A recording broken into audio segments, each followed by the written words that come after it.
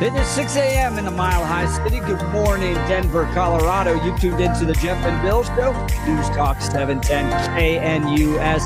I'm your co-host, Jeff Hunt, along with Bill Thorpe, bringing you the freshest insights, hottest takes from the right, left, and center. Congratulations. Alarm's going off. You're waking up in the greatest country in history. We're off and running. We got a whole show planned for you of engaging content, critical discussions, but most importantly, your phone calls and texts, because this is where Denver's voice is heard loud and clear. So grab a cup of coffee, Denver. Let's dive into the issues that matter most to you right here, right now. Another school shooting, this time in Madison, Wisconsin. We'll be discussing that. You know, one thing I noticed, lots of calls for gun control after the school shooting. Not so many calls for gun control after the CEO shooting. Interesting. What do we need to do to stop these? And does it seem like it's happening more and more at Christian schools? What is up with all that? We'll talk about that. We're going to talk about bounties for illegal immigrants. Now, this was a comment on yesterday's discussion, and lo and behold, somebody's actually introduced a law to provide these. Should there be bounties for American citizens that turn in illegal immigrants? Yeah. Also, I saw him talking about it. I'm surprised that he pitched it. I'm surprised. Yeah. Lawmakers pitch it. That's going to be a fun conversation. Want to hear from you on that. Growing transgender lawsuits. Also, first poll coming out on the Democrats for governor here in Colorado. Jenna Griswold is actually doing quite well in that poll. You'll never believe it. So we'll talk about who may lead the state following Jared Polis. Mark Hillman's going to join us a little bit later in the show. So absolutely a lot to talk about. But Bill, I got a burr under my saddle. Yeah, what a lady like to say. Yeah. So this is going to be a spoiler alert. If you haven't watched the series finale, and I say that series because there's talk that it may be a season finale, but yeah, I think it's a series finale of Yellowstone. Oh, okay. Yeah, because it didn't do as turn well off the this phone. summer. Turn off the radio. Turn it down if you don't watch it. If that's something you want to watch. I'm just giving you a fair warning.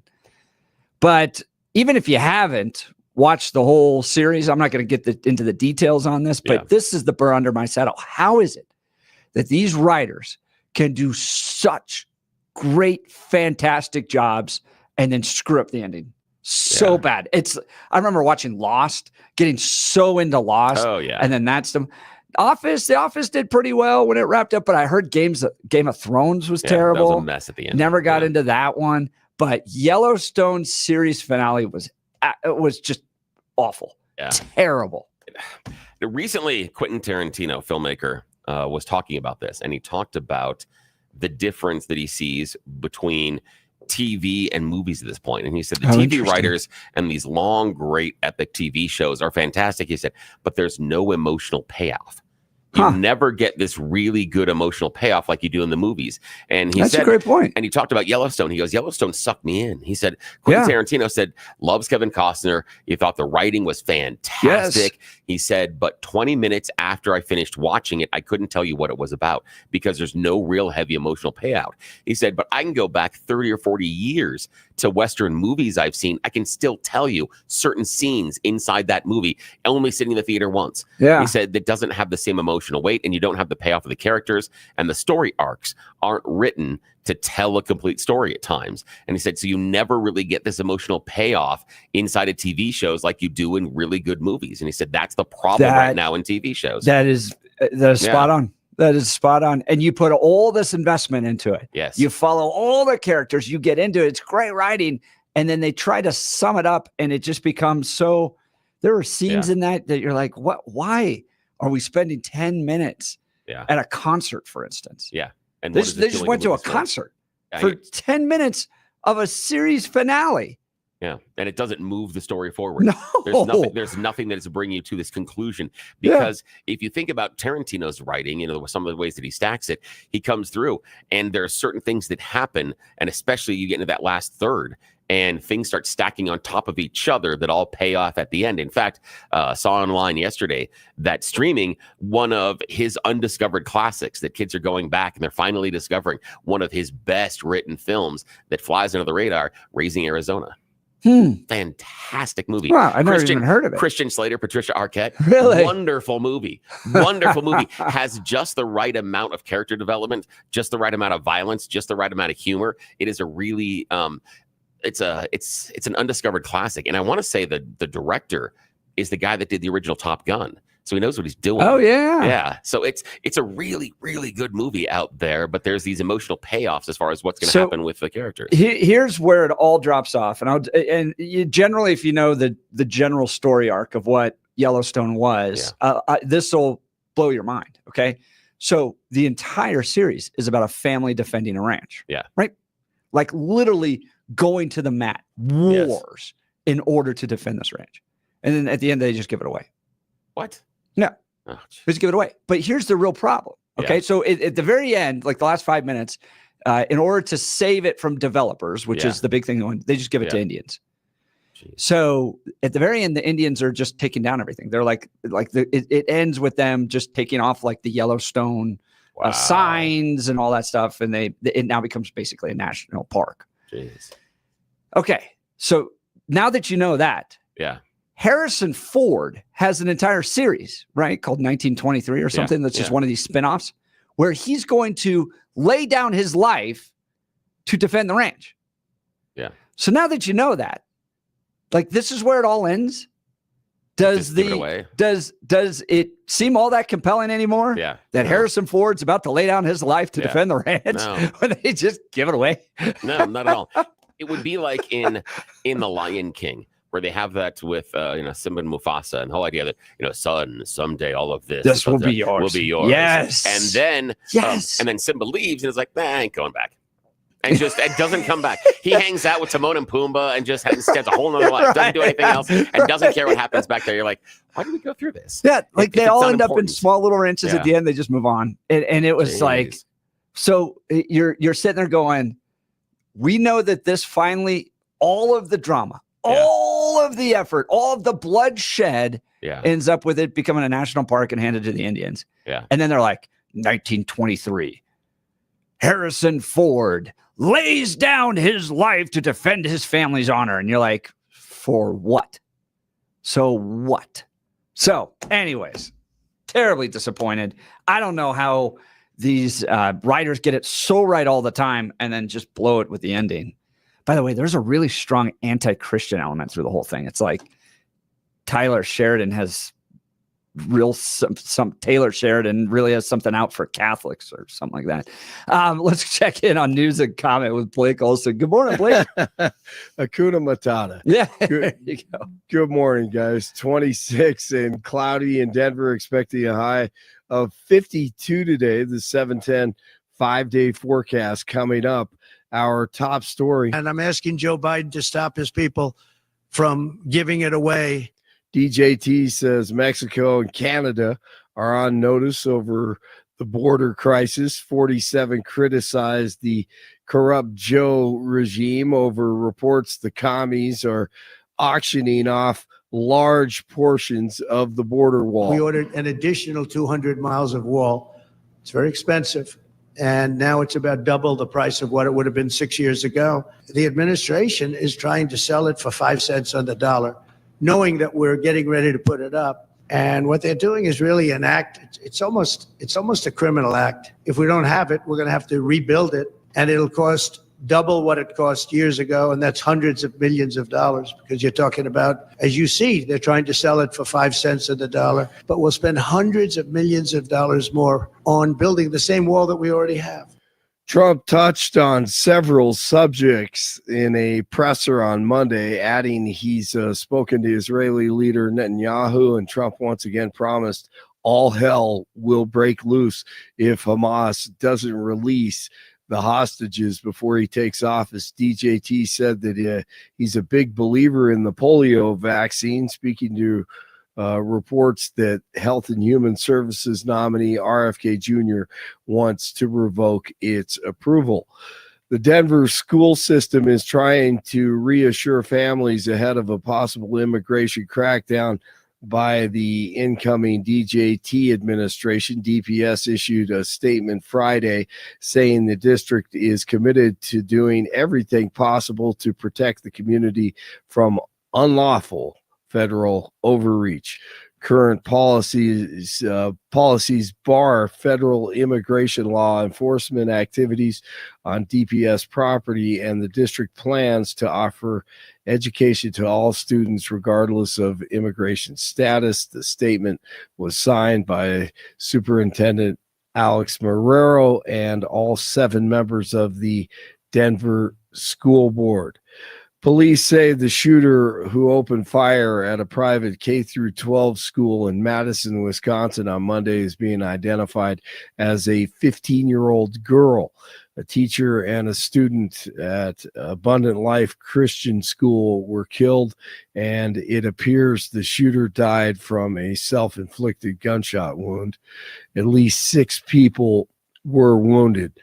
Members of the House Intelligence Committee are expected to receive a classified briefing today over all the recent drone activity in the Northeast. Reps from the FBI, CIA, and National Intelligence Agency will be in attendance. DJT on the drones. Our military knows where they took off from.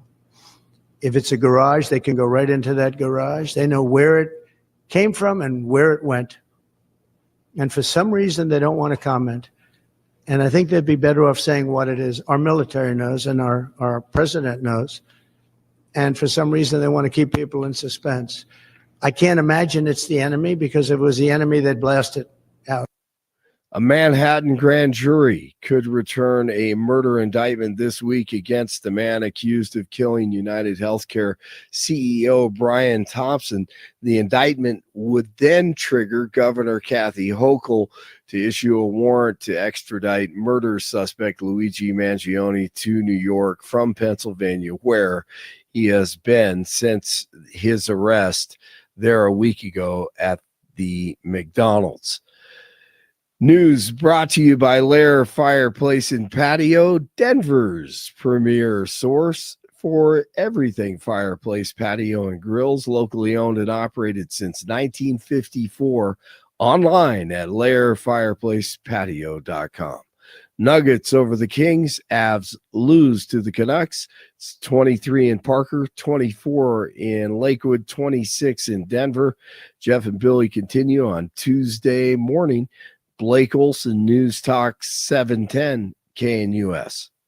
A Pacific cold front will be racing through the region today. The impacts on Denver will be minimal, however. The high country will see some snow today and into the evening, but Denver and the Front Range will generally be partly to mostly cloudy. Highs upper 40s and low 50s, becoming windy this afternoon, and you may feel it turning a bit colder by late afternoon and evening, and lows tonight in the lower to middle 20s. Partly cloudy and dry with highs in the 50s Wednesday through Friday, with overnight lows 20s and 30s. Meteorologist Don Day in the 710 KNUS Weather Center.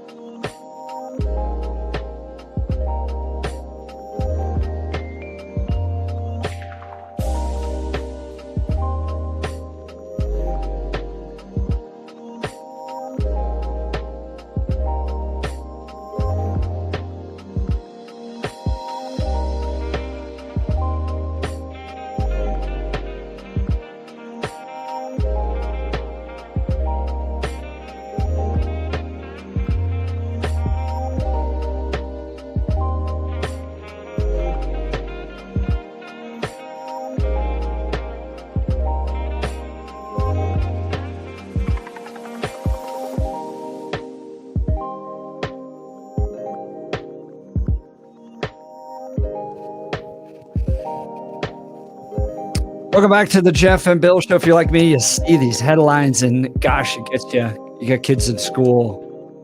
This from Fox. Madison, Wisconsin school leaves 2 dead, 6 injured. Juvenile suspect is dead. This was crazy. Police said a second grader called 911. What? A second grader called 911. Police identified the shooter, who they said opened fire inside a private Christian school in Madison, Wisconsin, killing a teacher, a teen student, injuring 6 others on Monday.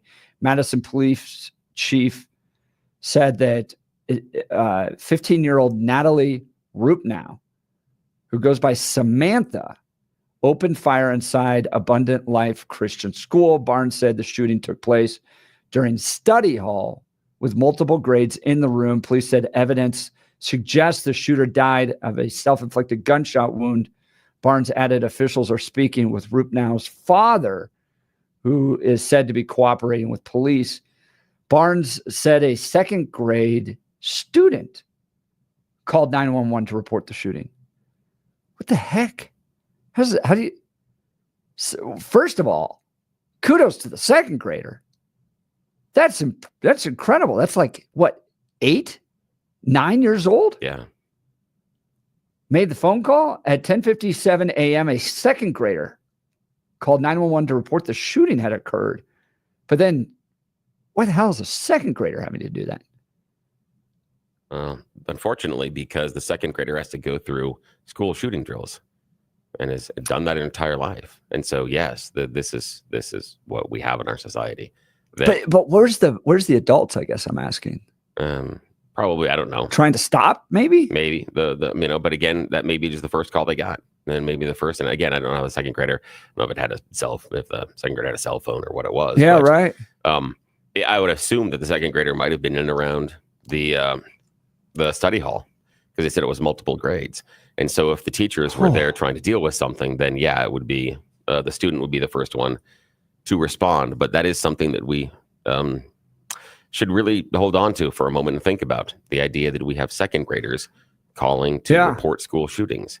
This is what we are asking 8, 9-year-olds to do in our society. We have kids at that age that are taking trauma, life-saving care, so that they can help friends when they're shot at school, so they know how to stop massive bleeding. Yes, it's where we are. What becomes the response to this? Because I don't understand how a 15-year-old has a gun. That is right. There's no legal. They've already broken all the laws. A 15-year-old can't have a gun. Yeah, and a 15-year-old got a gun. Yeah, but so probably from family or friends. What's a law that could be written that would stop this, other than taking away the Second Amendment, which isn't going to happen? Here's the thing: there are a lot of things that we could do, but because we view the Second Amendment as the Second Commandment, not the Second Amendment, there's not a lot of things that we are going to do. But this was a handgun. It doesn't matter. So at this point, you'd have to just get rid of basically any firearm. No, not at all. No. You'd have to deal with in my opinion, you'd have to deal with the firearm in a different way than we deal with it now. It's a difficult place to come to as our society, because we talked about it a little bit before. I don't think we really care anymore. I have a hard time spending a lot of emotional effort, because we seem to have accepted this as reality, that this is just something that America can't do anything about. So this is just the price of admission. This is your cover charge. Why not harden the schools? Like, that seems to me. Why do you think the hardening the schools will work? So a few reasons. And when we talk about hardening, we're talking about structural changes, like what that can be made to protect the students in schools. Like what? There's lots of different angles you can go on this. First, curved hallways is an example. Lockdowns, checking students for guns. Also, my opinion, arming teachers. I think that is one of the clearest things that we should be doing right now. Why? Because one, it's a direct response, right? What stops a bad guy with a gun is a good guy with a gun. And typically that good guy's police. And so you have to wait, right? You have to call 911 and you have to wait for police to show up, because they're the good guy with the gun. if somebody on campus, so in this case, this school had no resource officer. That's been reported. Yeah. Right. So you had no good guy with a gun anywhere near. So the bad guy with a gun, or the bad girl in this case, which is just bizarre, the idea that girls are now doing this. It was mostly dudes when I was growing up that was doing this. But a school resource officer or any good person with a gun is going to shorten the response time and likely save lives. I did some training at one point with a congressional delegation in Las Vegas, and we did an active shooter training. Because if you go back to Columbine, one of the problems with Columbine is they all thought that it was like traditional hostage taking. Yeah. So they're going to take a bunch of people hostage. We're going to negotiate. They're going to get what they want. They're going to let people out. Wrong. Now the thinking in the training, which I've done with Las Vegas Police Department, is pressure on, pressure on, pressure on. Because these folks fold like a cheap suit the minute that there's any type of pressure put on them by somebody with a gun. You saw it in the Las Vegas, or not the Las Vegas, the Nashville shooting, right? Where the cops went in and they were able to put that girl down very quickly. So what the cops do is they just run at the gunfire. They just go until you. I know that's a train, not all the time, because Uvalde wasn't that at all. Oh, so, and that was a disaster. Yeah. So there are examples of that not happening, even with the people that where are it's a failure. Yeah. And that was a failure. But when it works right, it's because they put pressure on. So when we're talking about hardening schools, I think there's some structural changes that can be done. But the primary thing, in my opinion, is you got to have a good guy putting pressure on the bad guy. And the good guy has to have a gun. So whether it's a law enforcement resource officer or an armed teacher, and those teachers need to be trained. And there's schools out there where the kids or the teachers go through training. There's Faster with Lauren Carno. She does that. Abel Shepard does that, where they actually train teachers. They go through a certification program. You don't really know which teachers are carrying, but there's a teacher somewhere in the school that's carrying a weapon. It's gone through training certification, and you gotta shorten that response time and put lead on the bad guy as quickly as possible. That is how you stop something. Here's the thing. If you would have had an armed teacher at the STEM school shooting, if that teacher is more than 2 classrooms away, those kids still die. This kid or kid still dies. If that teacher if the teacher is somewhere not in the study hall, when this child pulls the gun, those kids and teachers still die. It doesn't solve the problem. It doesn't prevent it from happening. And the other part is this: with the teachers, we spend in America a lot of time denigrating teachers. They're the ones that are doing the indoctrination for all the trans stuff. Mm-hmm. They're the woke DEI people. They're the horrible people that are teaching stuff. And you talk all the time about getting kids out of government-run schools. Yes. Yet now they're supposed to act like SEAL Team 6. Now they're supposed to be not all of them, but some. Sure. But now they're supposed to be heroes, and you're supposed to get them like SEAL Team 6. And they're supposed to be highly trained individuals, right, able to execute something like this. At the same time, they also need to be grading papers and also taking money out of their pocket in order to pay for school supplies. So I don't understand what the solution is. Then. If the perfect is the enemy of the good in your scenario, it's not perfect. The idea is for me it's expectations that are not based on reality. And the idea is the group of people that I hear all the time complaining about how much teachers suck, how much teachers are horrible people, how much teachers can't do their job. They obviously have to be the first responders, the first line of defense when kids' lives are on the line. You don't trust them to do anything else, but you're going to trust them to do this? And this is the question I've got is, how many times have you asked your teacher in the parent-teacher conference if they're okay killing your child? Ever discuss that? Because that's what you're asking the teachers to do. You're asking the teachers to be able to kill the children in their classroom. If somebody with a gun is shooting kids in the classroom, of course, why not? Yeah. So what if it's your kid? You need to ask. If my kids, have taken guns and are killing people, yes, of course. Yes. So that's what I'm saying is why not? That's what I'm saying is have the discussion with your teacher if they're okay killing your child. Because that's where you're going with this discussion. Am I okay with the teachers killing the kids inside the classroom and inside the school? And understand they may miss. That teacher, when responding, may kill someone that is innocent. I feel like you can flip this exactly on the other side and go, Are you okay with a student having to lay down his or her life like Kendra Castillo because nobody else in the vicinity is armed? Here's the thing. So if we're gonna ask teachers and say, teachers, are you okay killing kids? Yeah. Then you have to be willing to say, are you okay asking students to give up their lives because we already do. Nobody around there is armed to stop these guys. But we already do that.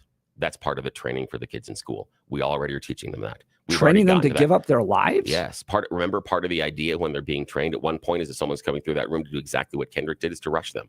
That's part of what the kids are taught to do. That's giving up their life. And you're okay with that? No, I'm not okay with it. But the issue is we're already doing it. The issue is this is a much larger problem that we have inside of our society that we are not willing to deal with, because the answer is harden the schools. And that's not going to stop anything. And one thing is this. It's not going to stop anything. No, and the reason anything. No, and here's part of it. One is this. One, we're not going to harden the schools because we're not going to have the tax money. We're not going to tax ourselves in order to redo all the schools, because that would be tear down the schools and rebuild them. That's not going to happen. The other problem with hardening the schools is the entrances and exits. You have some issues with getting people out in emergencies, and you can't have only 1 or 2 exits and entrances to get in and out of the school. Can't happen. It just doesn't work based on OSHA regulations. And imagine you have several hundred kids in a school and you've got 2 exits. That's ridiculous. It's not going to work. Also, how long do you want to take to have your kid enter the school? If you got 300 or 400 kids in a school and you're going to metal detector every one of them, that's worse than going through a Broncos game. So that's the other problem that we don't think about this. So that's the other problem. But I don't hear a solution. Yeah. Other than, I mean, this was a handgun. This is not an assault rifle. What is the law that needs to be passed? No, the solution is how we deal with guns in our country. We have to change the regulations and requirements to be a firearm owner. It's the only thing that's going to change this, in my opinion. It's the only thing that will change. And what is that? What are the changes? I would have a lot more changes. I would go towards more the idea of what you see in other countries. Japan has a decent model. Israel has a decent model. There's some other ones as far as Europe, but it goes into much stronger licensing, training, and evaluation of the gun owner. Yes, that's the direction. So you want the government to come up with a system to license, train gun owners? Yeah. We do it for cars, and people always talk about how we run. But that's not in the Constitution. It's not a right protected in the Constitution. But guess what? It's not the Second Commandment. It's an amendment. It was added afterwards. Right. And it's not universal. There are restrictions on it. It's inside the Second Amendment. It has self-evident restrictions inside of it. It's not universal, despite what the Supreme Court says. They can rule that it is legally right now, but how it's written, it doesn't. And that's not what our founding fathers wrote. Founding fathers, it's a very elegantly written clause. It has 2 clauses, an independent and dependent clause. It's very elegant. It's my favorite amendment because it is so simplistic. Your solution to this shooter in Wisconsin is to take away the Second Amendment rights of Joe Smith in Colorado. No, I didn't say that. How is licensing and testing and stuff taking away anybody's Second Amendment right? You can still own a gun. How's that taking away anybody's right? Everyone, you still have the right. You just got to get through the requirements. So it's fine. How about free speech rights? Should there be a license for free speech? We have a license for broadcasting here. So yes, there are some ideas about speech being licensed and regulated. But I'm talking about the average person. We have a license. The average person, in order to practice their free speech rights, has to go get a license for it? No. But again, you have to tell me. The person who wants to practice their Second Amendment right has to go get a license for it. Free speech is different than Second Amendment. Free speech, the right of free speech is constraints on speech based on government, not based on anybody else. Corporations, anybody else can put restrictions on speech all the time. Yes. But the individual. But we somehow look as, and the individual has a right to free speech. The individual can go out there and the say individual has a right to to arm themselves. Yes, but we can have requirements as far as what you have to do, and we have requirements based on free speech as well. You don't get to send a letter to the Denver Post. They don't have to print it. If someone calls the radio station here, we don't have to put them on. But you don't have to get a license to practice your free speech. In some ways, you have to get some. But your own individual free speech rights is not based upon a government license. Yeah, but we do have marriage licenses and things. I'm talking I'm talking about marriage. I'm talking about speech. I'm talking about constitutionally protected rights. So it sounds like to me that the only thing. Hang on, let me talk to the phones. We're getting phones. Billy and I are getting going on this one. What's the response? I'll open it up to the phone lines. Give us a call. Is addressing these school shootings, does it need to be a Second Amendment restriction, stronger licensing on gun ownership, or does it need to be the hardening of schools, the protection of Second Amendment rights, and quicker response times, confrontations to these shooters? Give me a call. Would love to hear from you. 303-696-1971, or text us on the Dan Caplis Law text line, 720-819-5115, 720-819-5115. We'll continue as the phones are starting to light up. You're listening to the Jeff and Bill Show. Denver's talk leader, News Talk 710, KNUS. At this hour, I'm Christina Owayo in Dallas, and here are your top stories. Florida State Senator Randy Fine is proposing a bill that would ban political flags from being displayed in government buildings. The bill, if passed, would prohibit flags that push political messages such as Black Lives Matter, transgender pride flags, Palestinian flags, and others.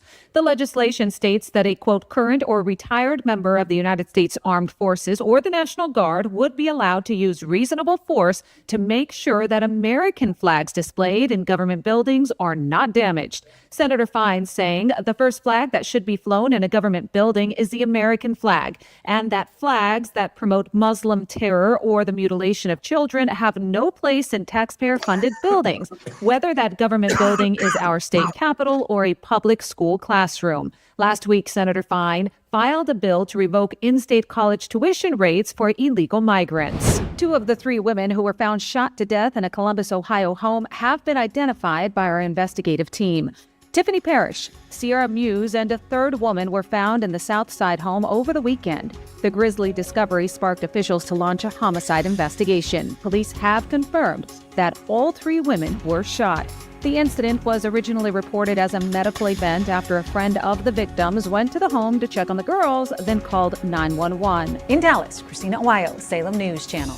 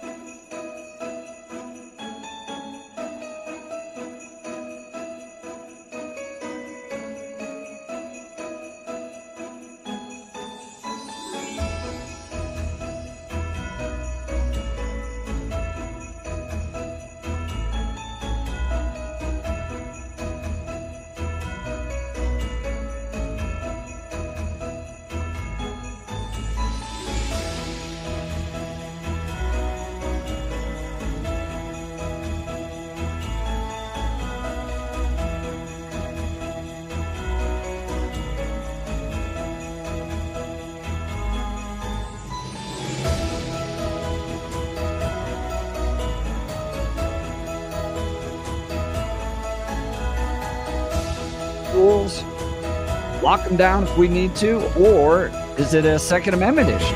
This is the price we pay in this country, and we need to do better licensing of gun ownership. Want to go to the phone lines and text messages. By the way, this is getting real hot here. We do have one open line if you want to jump in, 303-696-1971. Let's go to Brian in Arvada. Good morning, Brian. You're on the Jeff and Bill Show. Hey, guys, another sad morning. I've got 2 kids in high school, so I feel for any parent or, that the teacher that passed away as well. Yeah. We need a comprehensive approach. And it's common sense in one way, where you don't take a gun to the airport. Why? You don't take a gun into the Capitol. Why? You don't take a gun into a courtroom. Why? Metal detector. There's a metal detector and a security guard standing there waiting for you with one entry point. You can't sneak in around the courthouse and go in a back door and take out a judge or and one of your enemies who's up for trial. So we can protect, congressmen. We can protect those people simply with metal detector and an armed guard. 144,000. Brian, I agree with you. We protect what we love with guns. We protect our money with armed security guards. We protect our judicial system. We protect our political leaders. We protect our sports figures with guns. And yet arming teachers or having resource officers in schools is a problem. But go ahead, please. Yeah, you can't go to a Rockies game. Right. You don't go to a Rockies game with the gun, metal detector. So it wouldn't be that. I mean, how much billions and trillions of dollars we send outside this country to Ukraine? 144,000 schools in this country. We can afford to put a part-time retired military or ex-police officer or a current police officer in that school with a metal detector and one secure entry point during time of school. I mean, it's common sense. The other part of this is mental health. And I have to agree with Billy a little bit here. We can't be selling guns to people that are crazy. And if we know they're crazy, a background check doesn't check your mental health. And, short story, and I don't know if this fits in, but I got my concealed carry years ago when Obama took office. That was the craze. You better get your gun, whatever. Right. I went through all the classes, and then I let it lapse. I went to get it again under Polis. And the questionnaire now has, have you been treated for depression in the last 10 years? So that is now on the. Do you think, on the Jefferson that should County. be restrictive, though? Do you think somebody that went to a counselor because they're going through a divorce shouldn't be able to own a gun? No, and that was my hesitancy, is because I actually did see a counselor for some personal issues I was having. I was going through a tough patch in my life about 5 or 7 years ago. I got the help I needed. I had to call my medical care physician and ask him, what did you clinically diagnose me as? Because I can't fill out this questionnaire false. Right. But then I'm thinking, isn't my HIPAA a private thing? So are they medical records? So I don't even know why that question's there, and if it's even constitutional, but it is on the Colorado concealed carry for Jefferson County. I know that. So, yeah. But we do need to take a look at mental health. But how do you do that? Because you don't want the people who want to take away your guns be the people who regulate who has guns. Yeah. Brian, I appreciate the call. Thanks so much. Thanks for the call. I understand what he's saying about the schools and hardening the schools, but we can't have only one entry and exit point inside of a school. You can't get kids in a reasonable amount of time. How long do you want to have them standing around outside? Yeah. And if the person's going to bring a gun and go to school shooting, wow, we have a whole bunch of targets milling around right in front of a school. That is an open opportunity. You're going to gather all the kids together and make them easier to shoot. That is just dumb. And the other part is this. What do we do when we're going to concerts and we're going to the Broncos games, the Rockies games? Yeah, there are metal detectors. But it's not just one point entrance, because they know they can't get people in and out efficiently with only one entrance. Yeah. It can't be one entrance, and you can't do it based on OSHA regulations. If you harden the schools and everything I hear is control the points of access, we have fewer access. If there is a fire in that school or something happens, you can't get kids out. And what they're going to do is they're going to crush each other trying to get through those doors. That's one way in. But for instance, in some of these places where doors were just like left wide open, I think that's what happened in Uvalde, didn't it? Yeah, that was where the guy just walked right in the side door. Yeah, and we know that the shooting in the movie theater in Aurora. Propped open the door. Yeah. So the idea of only having one entrance and exit doesn't work because it's not safe. You can't get through regulations, and it's not fixed. It's not usable based on getting people in and out of a school functionally. That's just not how things work. Imagine if everybody in your office showed up at the same time and you had one door to get through and everybody had to be scanned. Same thing. Wouldn't happen. You wouldn't be able to get into your office in time. I guess my response, though, is so with churches, you don't have that happen, but you have armed volunteer guards at most churches. Maybe if you don't attend church regularly, you don't know this, but most churches have some form of armed guard, whether it's a police officer at the front or armed volunteer ushers, maybe police officers off duty that are attending church and that type of thing. And so when somebody, you guys remember that video of the guy that started shooting in a church, he got two shots off before someone put him down. Mm-hmm. There you had somebody armed very quickly responding because they were in the room. Yeah. Let's do we have time? You want to go to the phones with Kyle, or you want to? Oh, let's do a break. Well, shoot. Yeah, let's go to Kyle. Let's go to Kyle. Okay, let's go. We'll go quickly. Kyle, good morning. You're on the Jeff and Bill Show. Hey, how you doing today, gentlemen? Good. How are you? Good. I just wasn't sure if you guys were aware of this, but we do have armed teachers at many schools in Colorado. Yeah. So I know that our school with my children, we have armed faculty, and they post signs to all the entrances, letting everybody know that we do have armed faculty at the school before anybody even tries to come inside. Yeah. Yeah, and I appreciate that. And I like the fact that there are school districts that opt into that there's a form of training that the teachers have to go through. And as a parent, from my perspective, feels great to know that there is a good guy, well-armed and trained nearby to help in case something happens in a school. So, Kyle, I appreciate you bringing that up. All right, Kyle's line will be open. Continue the conversation if you like. Give us a call, 303-696-1971. Another school shooting in America. Are we just getting used to this? Is there something we can do to address this? And does it need to be Second Amendment or school hardening or maybe both? I may refer to the Onion article they post after each and every one of these. Nothing we can do, says the country where this only happens. The only country where this happens. It says there's nothing that can be done, but it's only one country, only one society that has this happen regularly. And yet we stand here and say there aren't solutions. Okay. We just don't want to. We just don't want to confront them. We just don't want to be honest about what's going on. We just don't have the temerity nor the testicular fortitude to make the changes that need to be done. Doesn't happen anywhere else, but it happens here. And we stand here and wring our hands and say, we don't know what to do. This is our fault. 110%. Join the conversation. We'd like to have you. 303-696-1971 or text us on the Dan Caplis Law text line 720-819-5115. You're listening to the Jeff and Bill Show. Denver's talk leader, News Talk 710, KNUS.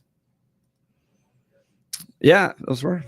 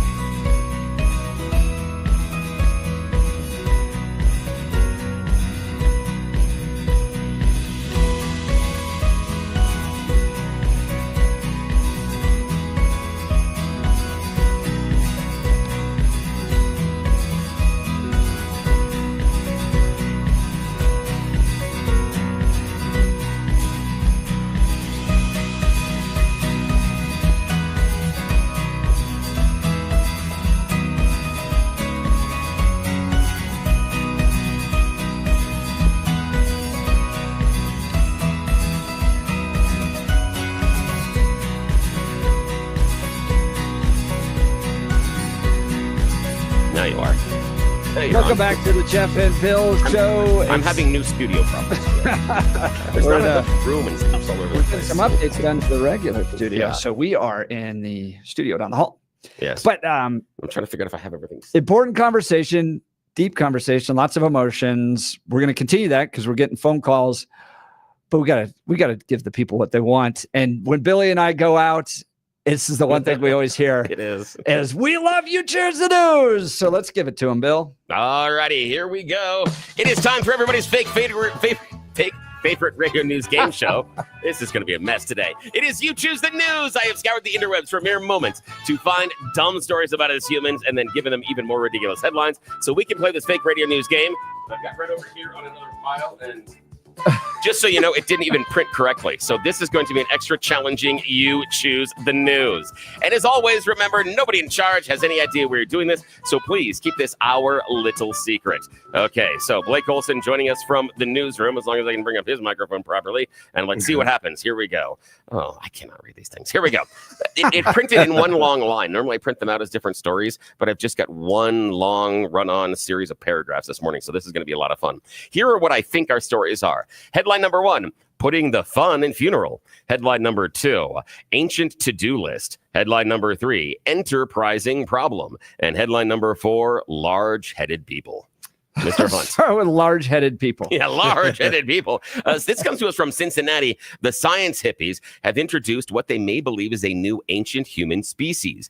They're saying they're large-headed people believed to have lived in Eastern Asia over 100,000 years ago. It's important because they show some unique traits of human development, mostly our giant noggins. They have really, really big brains, much closer to what we have versus what they have from Neanderthals and other Denisovians and Homo erectus. So they're closer to modern humans, but they say they're an interesting conglomeration. They seem to have come out of some of the branches of those parts of our family tree, those characteristics. For decades, they were just kind of an ignored part of it. And lately, science said, hey, they got bigger brains than all the rest of the people in these classifications. This is probably a different form of human. So now they're new. Yeah. Different form of our alien fathers and mothers, right? Yes. Coming down with their big brains. Exactly. In order to fix everything. All righty. So Blake Olson in the newsroom, putting the fun in funeral, ancient to-do list, or enterprising problem. Let's go with putting the fun in funeral. Yes, you got to put the fun back in funeral. Here we are in Columbus, Ohio. The Evergreen Funeral Cremation and Reception is set to open next year with a brand new twist on your funeral preparations. They're going to have a bar. No. Yes. They have applied for a liquor license, and they're saying they want to stop having funeral services being so quiet and so, reserved. They think that understand this is more of a celebration of life. So they want to be people who want that. less of a depression type of an idea and more of a celebration that, hey, they have, shed our earthly bonds. They don't have to worry about anything that we do anymore. And now they're with our Lord. That's time for celebration. Stop crying. So I'm surprised that hasn't happened earlier. Yeah, I know. yeah, exactly. Alcohol everywhere. Exactly. Right. All righty. Jeff, your final choice, sir. We have got either the ancient to-do list or enterprising problem. Ancient to-do list. This is an ancient to-do list. And what happens here is maybe if you haven't done a lot of your Christmas shopping and you've got someone that is very religious in your family, maybe you could go to Sotheby's tomorrow because you can buy the 10 Commandments. Not the original 10 Commandments, but a tablet that dates back to about 300 to 800 AD. It's a marble slab that weighs about 115 pounds. It's about approximately 2 feet tall. Paleo-Hebrew script on it, unearthed in 1913 during a railroad excavation in the Ottoman Empire. Wow. It was ignored for years, but we're only recently recognized for actually what it is. However, it doesn't have all the 10 Commandments. It's missing thou shalt not take the name of the Lord in vain. And it does have some extra ones. But like all the other ones? Yeah. Are they still there? Yeah. And then, but it does add some others. One of them instructs you to adhere to worship at Mount Gerizim, a holy site for Samaritans near the modern day city of Nablus. Cool. Yes. So they say it's vastly important historical document, tangible link to the beliefs that helped shape Western civilization. And of course, we need to sell it. Well, or post it on the classroom wall. Yes, exactly. That was I was thinking that too. That'd be more history than putting it just on the classroom wall. That'd be much more America would still be better, even if we had, what was that? Byzantine, Ottoman. Yes. Yes. Ten Commandments. Yes, that's where it all comes from. Yes. Speaking of that, by the way, I was wandering around schools the other day. They're so woke. They're so woke Yeah. these In what way? days. So, we can Flags. I'm all for, even if it was Byzantine 10 Commandments. I think it'd be better than what we currently have up on our walls. Oh goodness. Yeah. Billy and I will get into that debate. Yeah, next. we will. That's another one. Yeah, because I know the schools you were talking about, and I think the reason is different than what you believe it is. Yeah. Yeah, I think there's a different This reason. this was up on Yeah, go X. ahead, I go ahead and noticed. talk about it a little I bit. noticed that one school was heavily committed to gender and racial identity, while the other ones were more interested in skill development. Yeah, but we'll get into that. You're we listening to the Jeff and Bill Show. We are Denver's talk leader, News Talk 710 KNUS.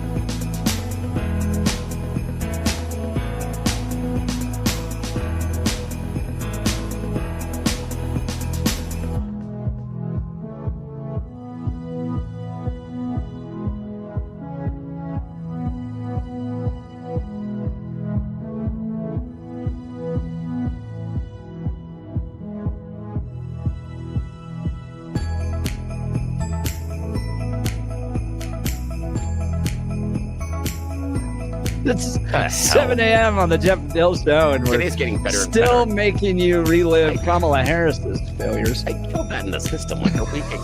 I tell you, the studio hates me, but oh well, that's okay. Well, speaking of Kamala Harris, she wants to do something about these school shootings. She is the vice president of the United States, but true to form, she needs more power, apparently, in order to be able to do something like that. Oh, boy. Billy and I discussing what is heartbreaking, this school shooting that took place in Wisconsin yesterday. What is it that needs to be addressed? Is it hardening of the schools? This is my perspective. It is a good guy with a gun that stops a bad guy with a gun. The quicker we can get a good guy there, the less loss of life that takes place. I would even support some forms of public execution to any school shooter that survives, because I'm so tired of this that I think if maybe we did that, we could bring back a strong message that you mess with our kids and it goes very, very, very poorly for you. Billy pointing out that maybe it's a Second Amendment issue, that we need to look at stronger restrictions on who is allowed to own a gun. Yeah. Having some interesting conversations with people on the lots of interesting conversations on that one. And it's interesting to see the examples people pull, especially there's one that's pulling them from Israel and talking about armed people there and hardened schools and stuff without examining the gun ownership laws inside of Israel. And so you can't necessarily say that Israel is doing things right when you're only looking at two of the things that they are doing. Well, they don't store their guns in their homes either. But you have to be licensed to have a gun in Israel. Personal ownership. And they put their guns in armories. Yes. That was part of the problem with October 7th. You have to apply from the government, and you have to have a license. You go through background checks, you go through mental evaluations, and they give you a list of the guns you're allowed to have.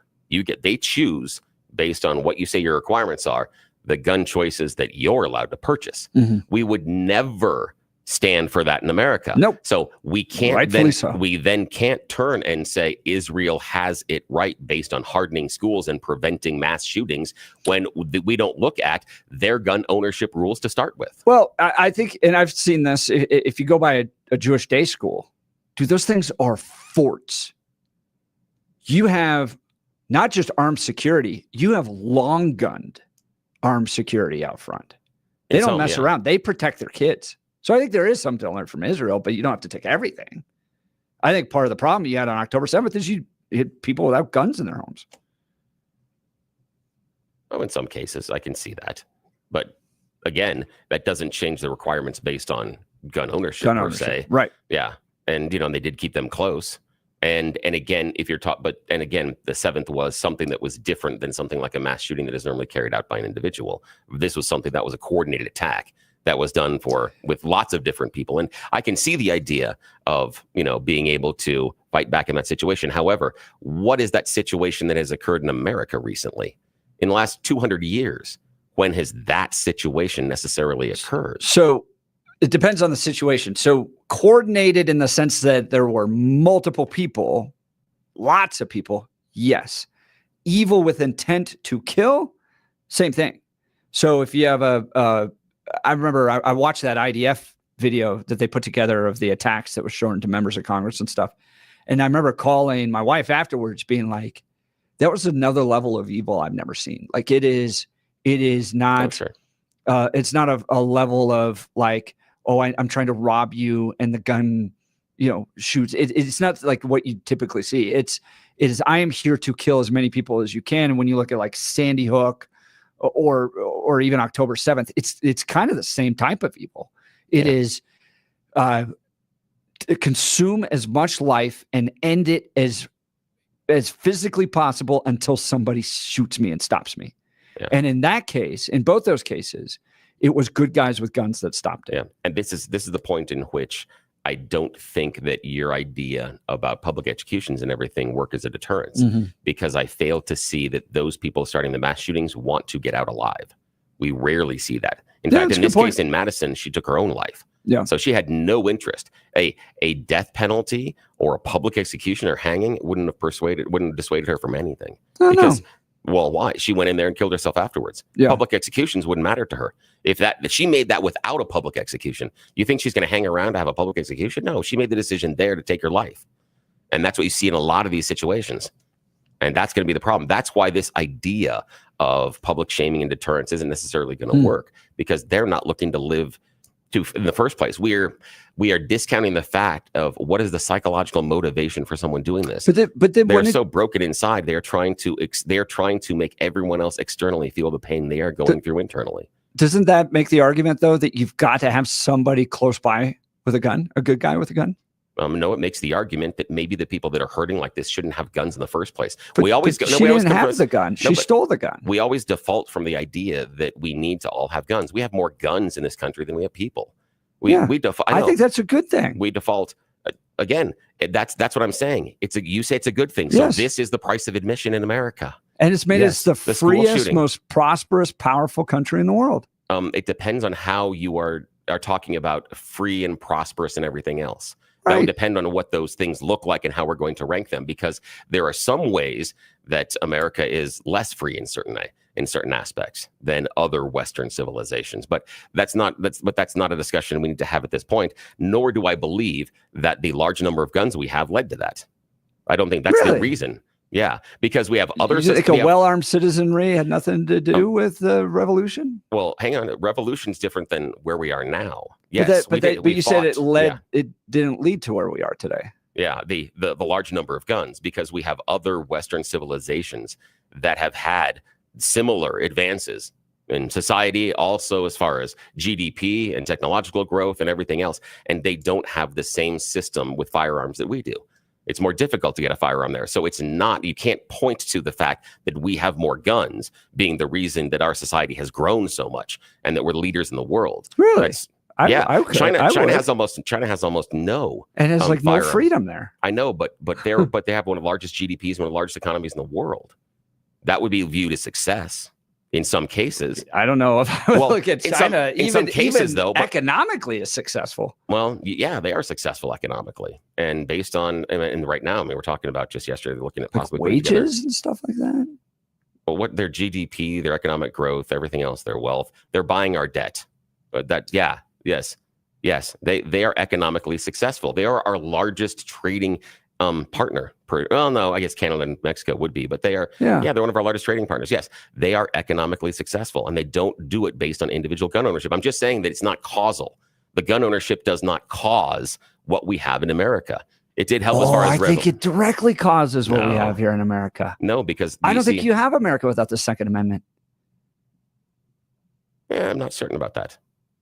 But again, I don't think that's a discussion for today. All right. No. Well, lots coming in. Feel free to give us a call, 303-696-1971. We'll get to Blake here in just a second. Let's go to Joel Littleton. He's been waiting. Good morning, Joel. You're on the Jeff and Bill Show. Good morning. Morning. I think we need to put God back into our schools, which I know it happened in a private religious school. Right. But we need to be able to pray. The kids need to be able to pray when they eat, if that's what they want to do, the Pledge of Allegiance. Hunter safety is one. Mm-hmm.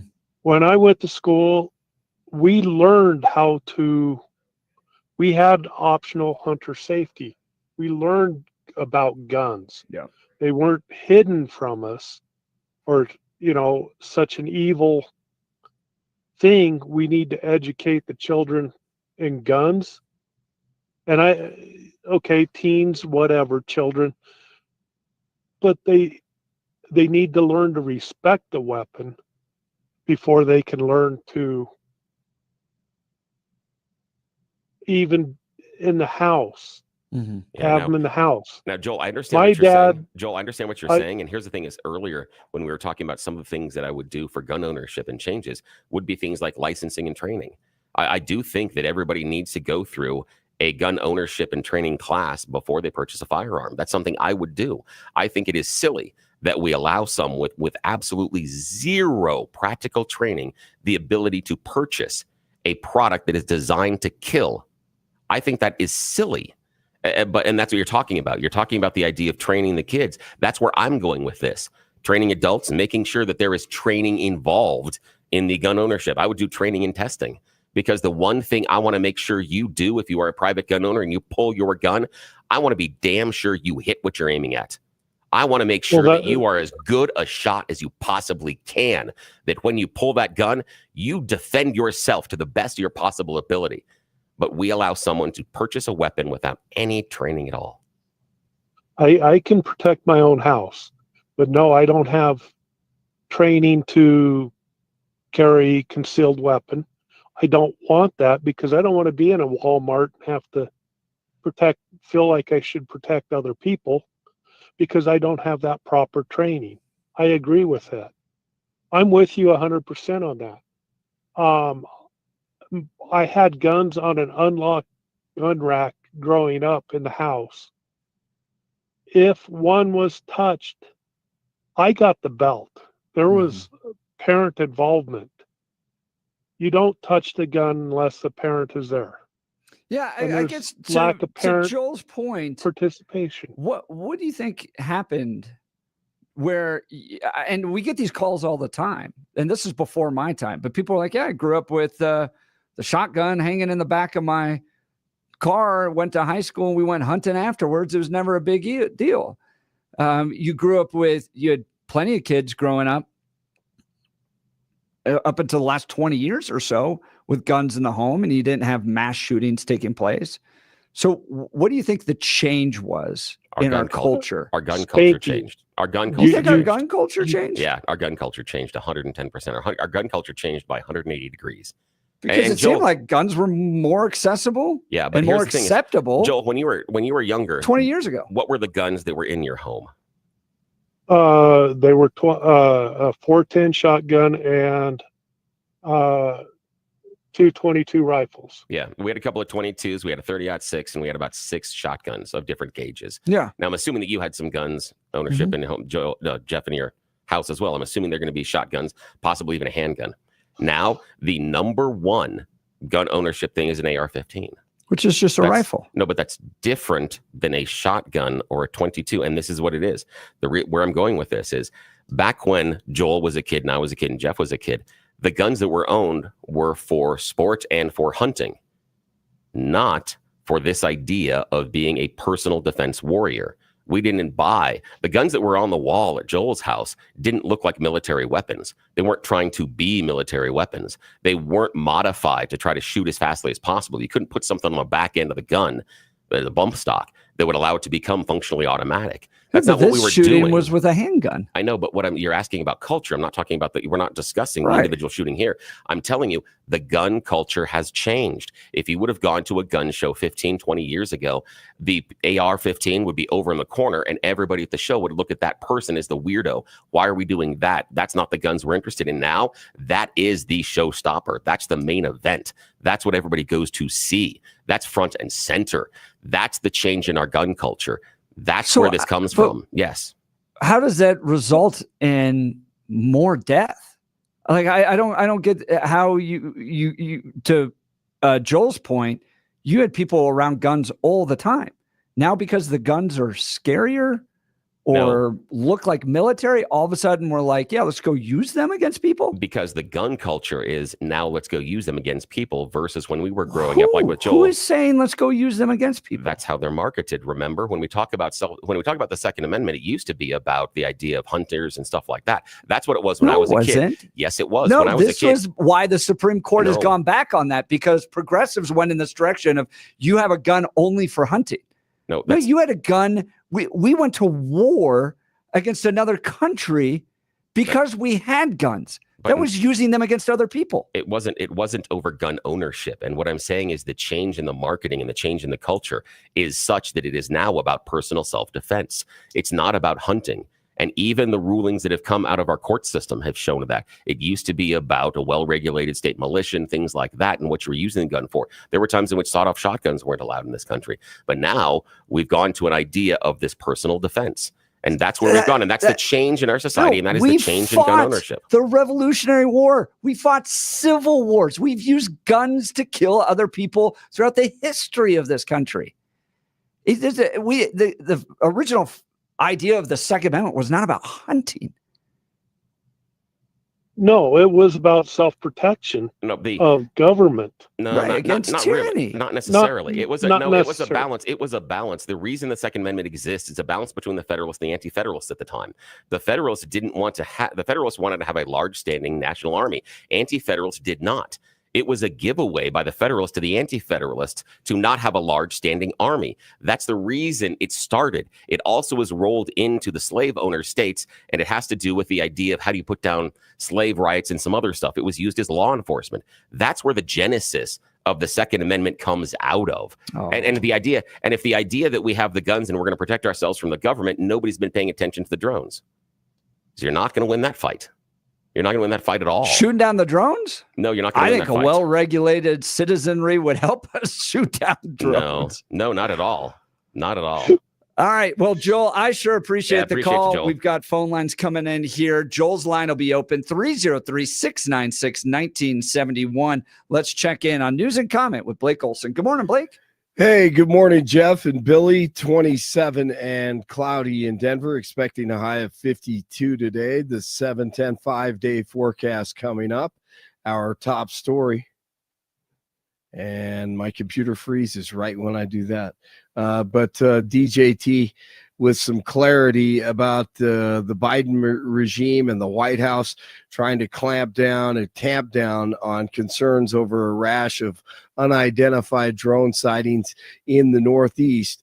National Security Council spokesman John Kirby said that there's no national security threat, and the activity seems to be from commercial hobbyists or law enforcement drones. A teacher and a teenager were killed in the Abundant Life Christian School shooting in Madison, Wisconsin on Tuesday.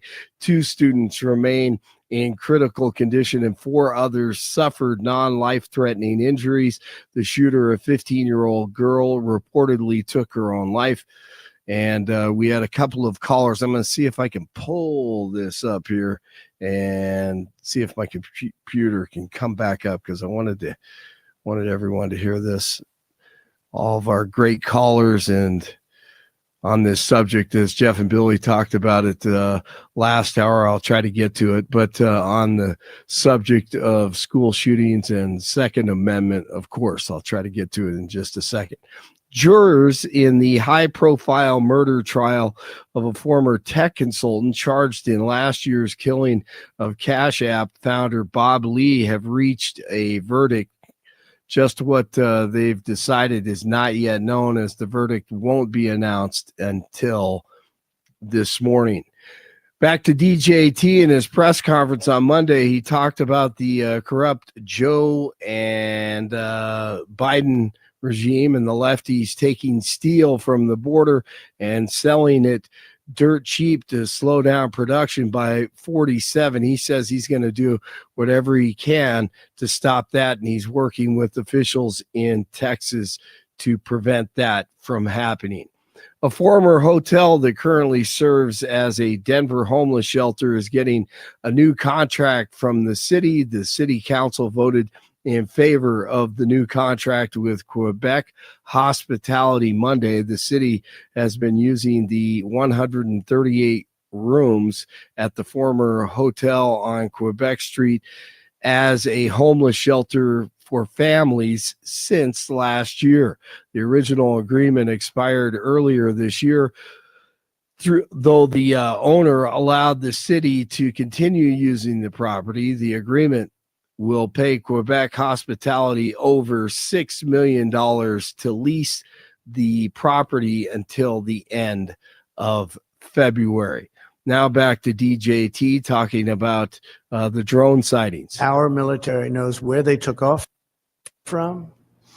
If it's a garage, they can go right into that garage. They know where it came from and where it went. And for some reason, they don't want to comment. And I think they'd be better off saying what it is. Our military knows and our president knows. And for some reason, they want to keep people in suspense. I can't imagine it's the enemy, because if it was the enemy, they'd blast it out. Even if they were late, they'd blast it. Something strange is going on. For some reason, they don't want to tell the people. And they should, because the people are really, I mean, they happen to be over Bedminster. They're very close to Bedminster. I think maybe I won't spend the weekend in Bedminster. I've decided to cancel.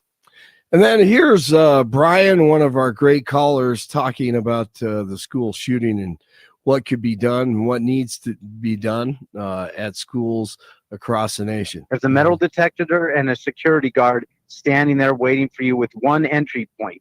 You can't sneak in around the courthouse and go in a back door and take out a judge and one of your enemies who's up for trial. So we can protect, congressmen. We can protect those people simply with a metal detector and an armed guard. And DJT, once again, in his press conference on Monday, talked about Joe Biden stealing that steel and trying to sell it dirt cheap so the 47 and his administration can't get to the wall quickly and finish it. We ordered an additional 200 miles of wall. It's very expensive. And now it's about double the price of what it would have been 6 years ago. The administration is trying to sell it for 5 cents on the dollar, knowing that we're getting ready to put it up. And what they're doing is really an act. It's almost a criminal act. If we don't have it, we're going to have to rebuild it, and it'll cost double what it cost years ago, and that's hundreds of millions of dollars, because you're talking about, as you see, they're trying to sell it for 5 cents on the dollar, but we'll spend hundreds of millions of dollars more on building the same wall that we already have. A Denver police officer will serve 150 hours of community service and 9 months of probation for striking a juvenile suspect last year. Dat Trong was found guilty of harassment by a jury last month. Investigators said Trong struck the teenage suspect last year while he was handcuffed inside a police cruiser. Trong is employed as a police officer, though he was placed in a non-patrol position last year. The Avs lose to the Canucks, the Nuggets over the Kings last night. And I agree with Patrick Bet-David on this one. Here's one of the reasons the NBA is down 48% the last 12 years. Coach Greg Popovich, a couple of months ago, what a clown. So he's pathetic. He's small. He's a whiner. We all know that. But you wouldn't have him babysit your kids. He's talking about Trump. You wouldn't hire him if you had a small business. You want that man in your business? There's no way. Yeah, yes, I do. But you're going to vote for him for president because he's strong? I mean, Kamala Harris whipped his ass in the debate. Just obviously. And he's running ever since. He doesn't want any part of her. Because as she said before, she's eaten many of his type for lunch. Oh, yeah. As an attorney general, as a prosecutor. He's a small fry compared to some of the people she's gone after. He suffers from TDS. A question for you, Blake, on yes, this. Yes. That's great audio. I'm so glad you're pointing this out, because I have more, don't worry. Do conservatives in sports denigrate Democrats the way Democrats denigrate Republicans? No. Right? We have to live with it every day. Well, I feel like let's look at like Tim Tebow, for instance, or Peyton Manning, or Bo Nix, all personally conservative. Mm-hmm. They follow Christ. They talk about the game. They talk about the sports. They talk about their faith. Mm-hmm. Progressives in sports denigrate conservatives the whole time. I mean, are there examples of Republicans in sports or conservatives in sports that just hammer on Joe Biden? I guess no. I mean, you had one. They actually have to lie and say, we're going to treat him with respect and they wear like a DJT hat. Yes. Right. You remember the football player that got busted for wearing a Trump hat? Oh, yeah, absolutely. But he wasn't going, how terrible is Joe Biden? Well, he was showing it off, but what? Whatever. So what? So it's a likability issue. Yeah. So that guy right there, he's going up and using his platform, and he's just spitting, anger and frustration towards conservatives. He's one of the most no wonder nobody wants to watch. Nobody wants to watch that. I agree. Just play. Just play. You're always going to have conservatives. You're always going to have lefties. You're always going to have people in the middle. People want to watch sports and escape from all that. So, have fun with it. But you know what? Sports are patriotic. They're very American, especially football. and basketball, both invented here, in the most popular sports, along with baseball, invented here. And, that's a chance to just forget about all the stuff that we don't agree with and just celebrate. It's going to a concert and listen to music. Does the sport have to reflect the culture? Here's another question I have for you. I saw somebody, this was trending on Twitter, I think the other day, that the reason the WNBA doesn't do well, and it lost like 50 million in past years, and this year only lost 40 million because of Caitlin Clark. Right. But it's not at all hitting the numbers. But because a good portion of the league's made up of lesbians? I think so. I mean, no one wants to talk about that. But it just doesn't reflect the culture. Is that like one of the challenges they face, is that the American culture is not made up of lesbians, and you have a league that is, and it just doesn't connect. Well, they push it instead of pushing great basketball players. We don't care. I don't care what you do in your private time. Right. I just do not care. If you handle the ball and you shoot well and you play great defense and you're exciting and you play the game well and you don't cheat the game, that's all I care about. I love women's basketball in college. It could be a blast to watch, but what we saw with the wokeism with the WNBA, they're going to kill themselves, financially, even though they're supported by men. The men's game, the NBA, and they couldn't survive without the NBA. It's not the lesbianism. I think you mean of its popularity? Of the WNBA. Like why can't the WNBA connect with popular culture? Like why does it lose tens of millions of dollars every single year? Well, I mean, the main reason is they don't play above the rim.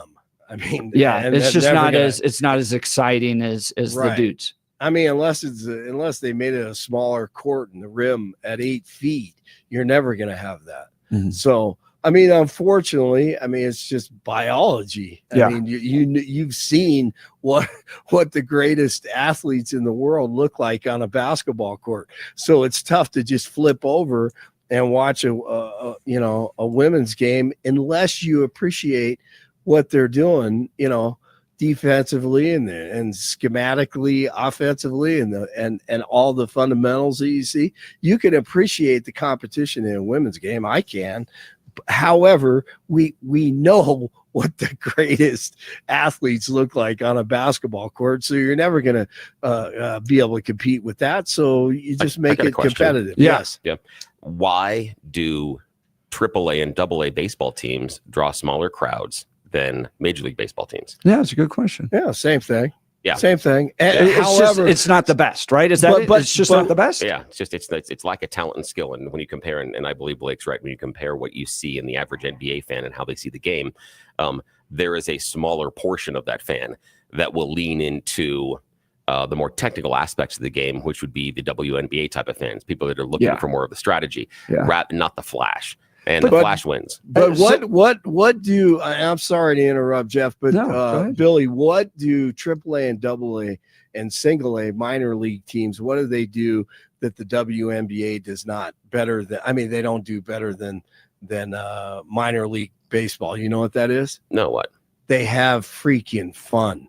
You go to minor league games, that is a good point. And the mascots are crazy. They're awesome. I mean, they're creative, and it is a stinking circus, right? When you get there. That's a great point. Minor league games are awesome to go to because there is something going on every second of the game. That's a great idea because you see in the NBA they start playing a lot of extra music. You now have music as you're bringing the ball down the court. You've got all these other things, and as soon as they blow the whistle to stop the play, music starts. It's supposed to be it's becoming more entertaining. Yeah, so I think you got something there, Blake, that if they would lean into more of the entertainment aspect and even some of the silliness that happens. My kids, I've got out of the 4 kids, there's only one that is an NFL fan. There's only one that really cares about the NFL at all. But there's one game every season all my kids want to go to, and it's the one game that has the halftime show where the mascots play the little kids. They don't care who the Broncos are playing. They don't care what day it is. They just want to go see that. You guys have seen the Savannah Bananas, right? Yes. And the entertainment factor there. I guess last week we were discussing this about Caitlin Clark, and I saw a few posts, and I just went, I'm going to ask the guys about this. I think it's a good point. Somebody said, well, it's because Caitlin has a boyfriend. And then I was like, Traditional values. And then somebody else said, well, and this was just online, the league is dominated, or at least has a good number of lesbians within the league, and that's why it doesn't connect with American culture. And I was going, well, I want to ask the guys about that. Do you think that plays into the challenge that the WNBA has? No, personally, I don't. I think there's a small percentage of it, but I mean, we don't know who is a lesbian and who isn't. And the thing is, they're not kissing each other during warm-ups nor on the court. So what happens? Even though that may help ratings. Exactly, it just might. Exactly. Lean more into it. There you go. The kiss cam. The kiss cam is now on the players. Yes. I love it. No, I think you bring up a great point. I think what helped me think of this was you guys talking about it right there. They take themselves way too seriously. Way too seriously. I mean, for the love of God, they're playing basketball. I mean, they're fortunate they can make a living at least part of the year, playing basketball. And it could be far worse. I think they've made great maybe strides, it's the politics. And just kind of feeling like you're getting lectured to all the time. Yeah. Right? Like when you listen to Popovich right there, you're like, turn the channel. Like I came to watch a basketball game. No, I don't want to hear about that. Absolutely. Especially when he's wrong. Yeah.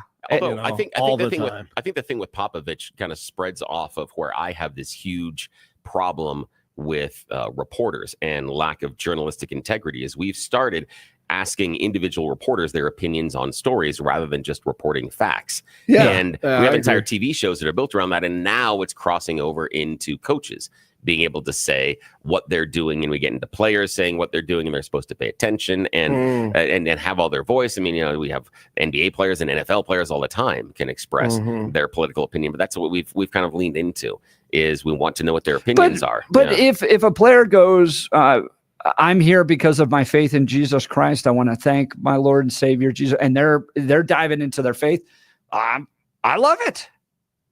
Yeah. So maybe it's just the political side. And being honest, I probably wouldn't love it if he was Muslim and he started talking about Allah. But he has the right to do that, and I celebrate that. And I've seen it. I've seen that plenty of times. So. I try to put the shoe on the other foot. I think the problem I have is you ask Popovich that he goes on forever. And 20 minutes. He says whatever he wants. But if you were to say, wait a minute, actually, and then you question him on that, you would be thrown out of that room, or you would be escorted and or you would never be allowed to go to another Spurs game as a reporter. I've been in that situation and I've dealt with him. He's a miserable human being. He's one of the worst. I mean, he's like, he thinks he's funny. He thinks he's witty and he thinks he's really smart. And he's not. He's a basketball coach. That's great. He's a great basketball coach. Good for him. And actually, I think he's a veteran also. I respect that. But he is clueless when it comes to in my opinion, politics and what's going on today. He has no idea. But he really thinks he's smart. So anyway, I love the discussion. And I got my computer back. Thanks, guys. I appreciate it. All right, 22 in Castle Pines, 24 in Arvada, 27 in Denver. Jeff and Billy continue Tuesday morning. Jeff's going to try to get a WNBA franchise here in Denver soon. Blake Olson, News Talk 710 KNUS. A Pacific cold front will be racing through the region today. The impacts on Denver will be minimal, however. The high country will see some snow today and into the evening, but Denver and the Front Range will generally be partly to mostly cloudy. Highs upper 40s and low 50s, becoming windy this afternoon, and you may feel it turning a bit colder by late afternoon and evening. The lows tonight in the lower to middle 20s. Partly cloudy and dry with highs in the 50s Wednesday through Friday, with overnight lows 20s and 30s. Meteorologist Don Day in the 710 KNUS Weather Center.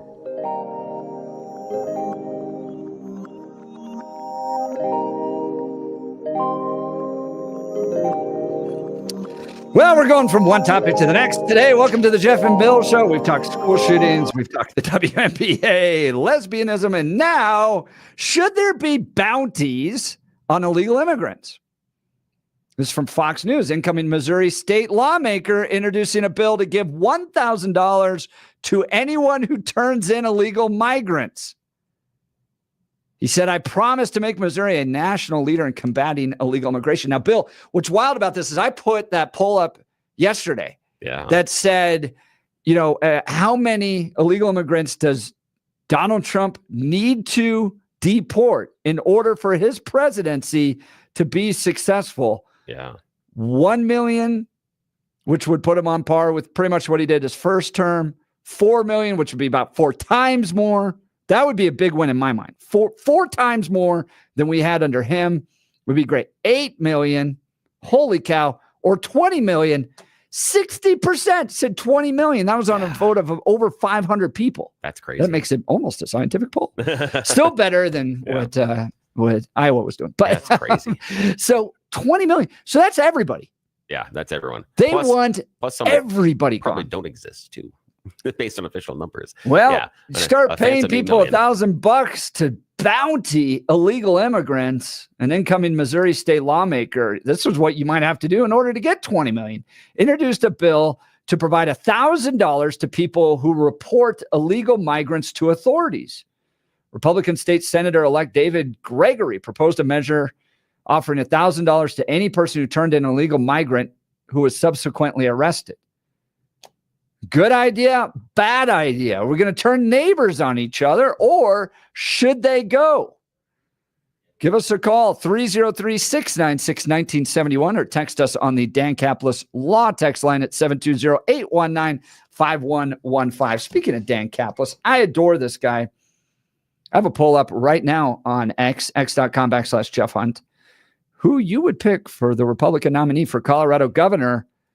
Write others in comments. I could only put 4 people there: Heidi Ganahl, Mark Baisley, Dan Caplis, or Greg Lopez. Dan Caplis coming in 2 with over 25%. Heidi Ganahl number 1, but Dan Caplis number 2. There's people out there that want to be governor, but if you need a lawyer in an injury case, Dan Caplis needs to be your first call. Because who you choose to represent you, all those attorneys, those court battles that you might be going through, you don't want one of those ambulance chasing lawyers you saw go by on a bus billboard. It's going to send the wrong message. Show up with a guy that's pro-life, pro-family, pro-America, the former son of a police officer, or the son of a police officer and former seminarian who's dedicated the last 40 years of his life to helping people. He's about serving people. And in doing so, he's a real winner. Listen to this. Dan is believed to be the only lawyer in Colorado history to win 5 straight multi-million-dollar verdicts in Colorado crash cases. Dan is also believed to have won the largest truck crash verdict in Colorado history. Dan Caplis Law, the official law firm partner of the Denver Nuggets and the Colorado Avalanche. Dan Caplis Law is a serious firm for serious cases. You may be asking yourself, well, could I afford him? Well, Dan accepts righteous injury cases on a percentage fee basis so that he can represent good people from all walks of life without regard to ability to pay. So if you need Dan's help, give him a call, 303-770-5551. Chances are you're not on the side of the road going, sure, I need an attorney, an injury case attorney right now. So if you do end up in an accident, do you want to be scrambling to try to find Dan Caplis' phone number? No. So just put it in your phone right now. Dan Caplis Law. 303-770-5551 or hit dancaplis.law.com. That's Dan, C-A-P-L-I-S law.com. We'll continue with those phone calls and texts coming in. What do you think of this bounty issue for illegal immigrants? You're listening to The Jeff and Bill Show. Denver's talk leader, News Talk 710, KNUS. At this hour, I'm Christina Owayo in Dallas, and here are your top stories. President Donald Trump saying that Venezuela will take back the hundreds of thousands of illegal migrants that are in the country when he starts up his mass deportation plan, or they will face major consequences. They're all taking them back, yep. And if they don't, they'll be met very harshly economically. While speaking at a news conference at Mar-a-Lago, the president-elect also accused the Biden administration of wasting hundreds of millions of dollars by dumping the border wall panels instead of allowing Trump to use those to finish the wall. We ordered an additional 200 miles of wall. It's very expensive. And now it's about double the price of what it would have been 6 years ago. And the administration is trying to sell it for 5 cents on the dollar, knowing that we're getting ready to put it up. And what they're doing is really an act. It's almost a criminal act. That has nothing to do with a smooth transition. That has to do with people really trying to stop our nation. And all it means really is that we're going to spend hundreds of millions of dollars more. Canadian Prime Minister Justin Trudeau faces the biggest test of his political career after Finance Minister Chrystia Freeland, one of his most powerful and loyal ministers, announced that she was resigning from the cabinet. That's what you need to know at this hour. In Dallas, Christina Ohio, Salem News Channel.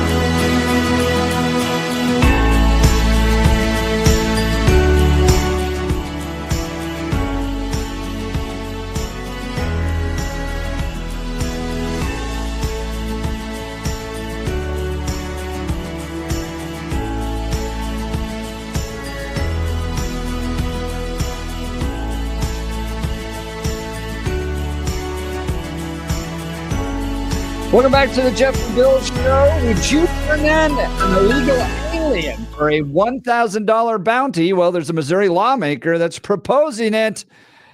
Mark Crowley just tried to arrest me. 8875 saying, I'd never turn in my mother-in-law, who is an illegal alien who lives at 6914 South 4. drives a blue Escort. Would this just create a disaster? And who fields them? And, you know, do you drag them by their ears into an ICE agency? Yeah. But or would you be happy to collect a $1,000 bounty? The poll's up on x.com/Jeff Hunt. Let's go to Dwayne in Divide. Good morning, Dwayne. You're on the Jeff and Bill Show. Morning. Oh, good morning, gentlemen. Yet another festive day of excitement and things to talk about in America. That's right. So how about you, Dwayne? Are you going to turn in your illegal alien neighbors for $1,000 a pop? Well, let's see. Since I became a legal citizen by being a green card holder and all. Yes, very simply, yes. I will hunt them down, drag them, talk them into sitting there and doing anything. I'll hold out the possibility of owning a taco truck. Anything I need to do to get them in the back of the van. And once they're in there, they'll sit there and get a small whiff of chloroform, so they're very peaceful as they get taken over to the ice. Because our sheriff up here likes to have ICE come by and pick everybody up. So, you know, Dwayne, it's funny.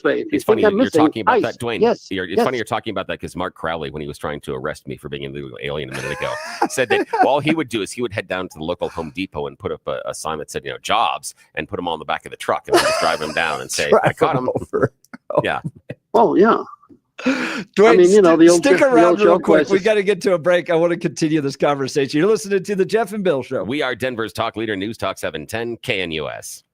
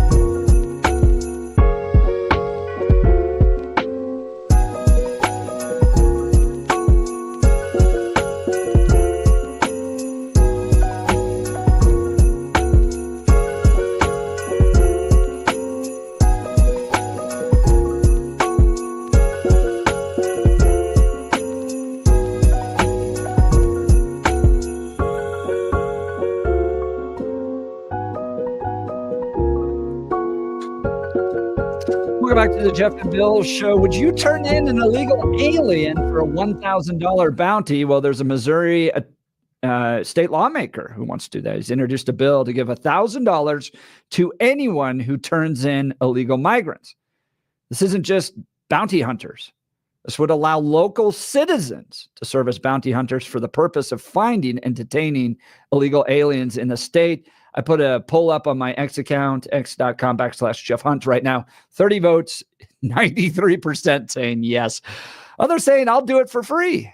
We're talking with Dwayne in Divide. And Dwayne, somebody texted in saying, well, those apartment complexes in Aurora would be a good place to start. Yes, indeed. No, yeah. Yes. All kidding aside, because I can see some small problems of the guy who's been here since he was a kid and he's legal. But overall, we need to do something. I mean, not necessarily that we need to put the handcuffs on them as our own citizenry, but sit there and tell law enforcement, you see that trailer over there? That might be a good place to start. Yeah. And go from that direction. Well, 6135 texted in saying, well, we have 80,000 IRS agents. This would be a better use of their time. And they have weapons and they're weapons trained, which is always nice. So they have that. Yeah. By the way, would you tell Billy I sent him the $2.99 on the Cash App so I could have the second part of this phone call? I didn't know I had to pay today. Yes, you did. Just let him know that he got you got to earn money every so day. Yes, I appreciate that. Yeah, every time I call in, it's $3. So I was like, okay, otherwise I don't get 20 seconds. So, but it's we have to do something. Do you think this though? I mean, neighbor versus neighbor, just because someone's Hispanic, now all of a sudden ICE is getting called on them. Is that going to happen here? I believe that's going to be a small percentage of it. Yeah. It's pretty easy to tell who's legal and who's not, and we'll just work from there. So we can work with those directions. Is it going to be a cluster? Oh, I think there's been so many clusters in the last 4 years that can only get better. Yeah. No, that's a great call. I appreciate it, Dwayne. Thanks so much for joining the Jeff and Bill show today. Thanks for giving me the money right away. Dwayne. I appreciate that. Dwayne's line's open. You can give us a call and join the conversation, 303-696-1971, or text us on the Dan Caplis Law text line at 720-819-5115, 720-819-5115. Bill, would you turn in an illegal alien for a $1,000 bounty? Yeah, I might be persuaded to. The problem is that I see in this is how do you determine who the illegal alien is? Yeah. And this is the problem that we have is we all think we're experts. And we had a conversation yesterday about illegal immigration. And some people said they could tell who is illegal and who wasn't based on how they use toilet paper. That's shocking. I mean, if you have that amount of ability that you can determine someone's legality in this country based on how they use toilet paper, you should be talking to the president right now. And that's the problem is we had other people calling in and saying, well, I know these people are illegal. And someone that called in identified a group of immigrants that are in the country legally. They were asked to come here. How many callers do you think would call to get me deported? Oh, hundreds. Or to get you deported. Oh, hundreds. Right? Would this become a tool to just go after people you don't like? Yeah, it would be. And that's what it'll be, is it'll be flooded, and it'll be to the point of where it will be nearly useless. And the problem being is once you receive the phone call, how do you check? So an ICE agent would have to show up. Yeah. So what you're doing is now you call, and then the person shows up where? At the house? Knock, knock, knock. Can I see your papers?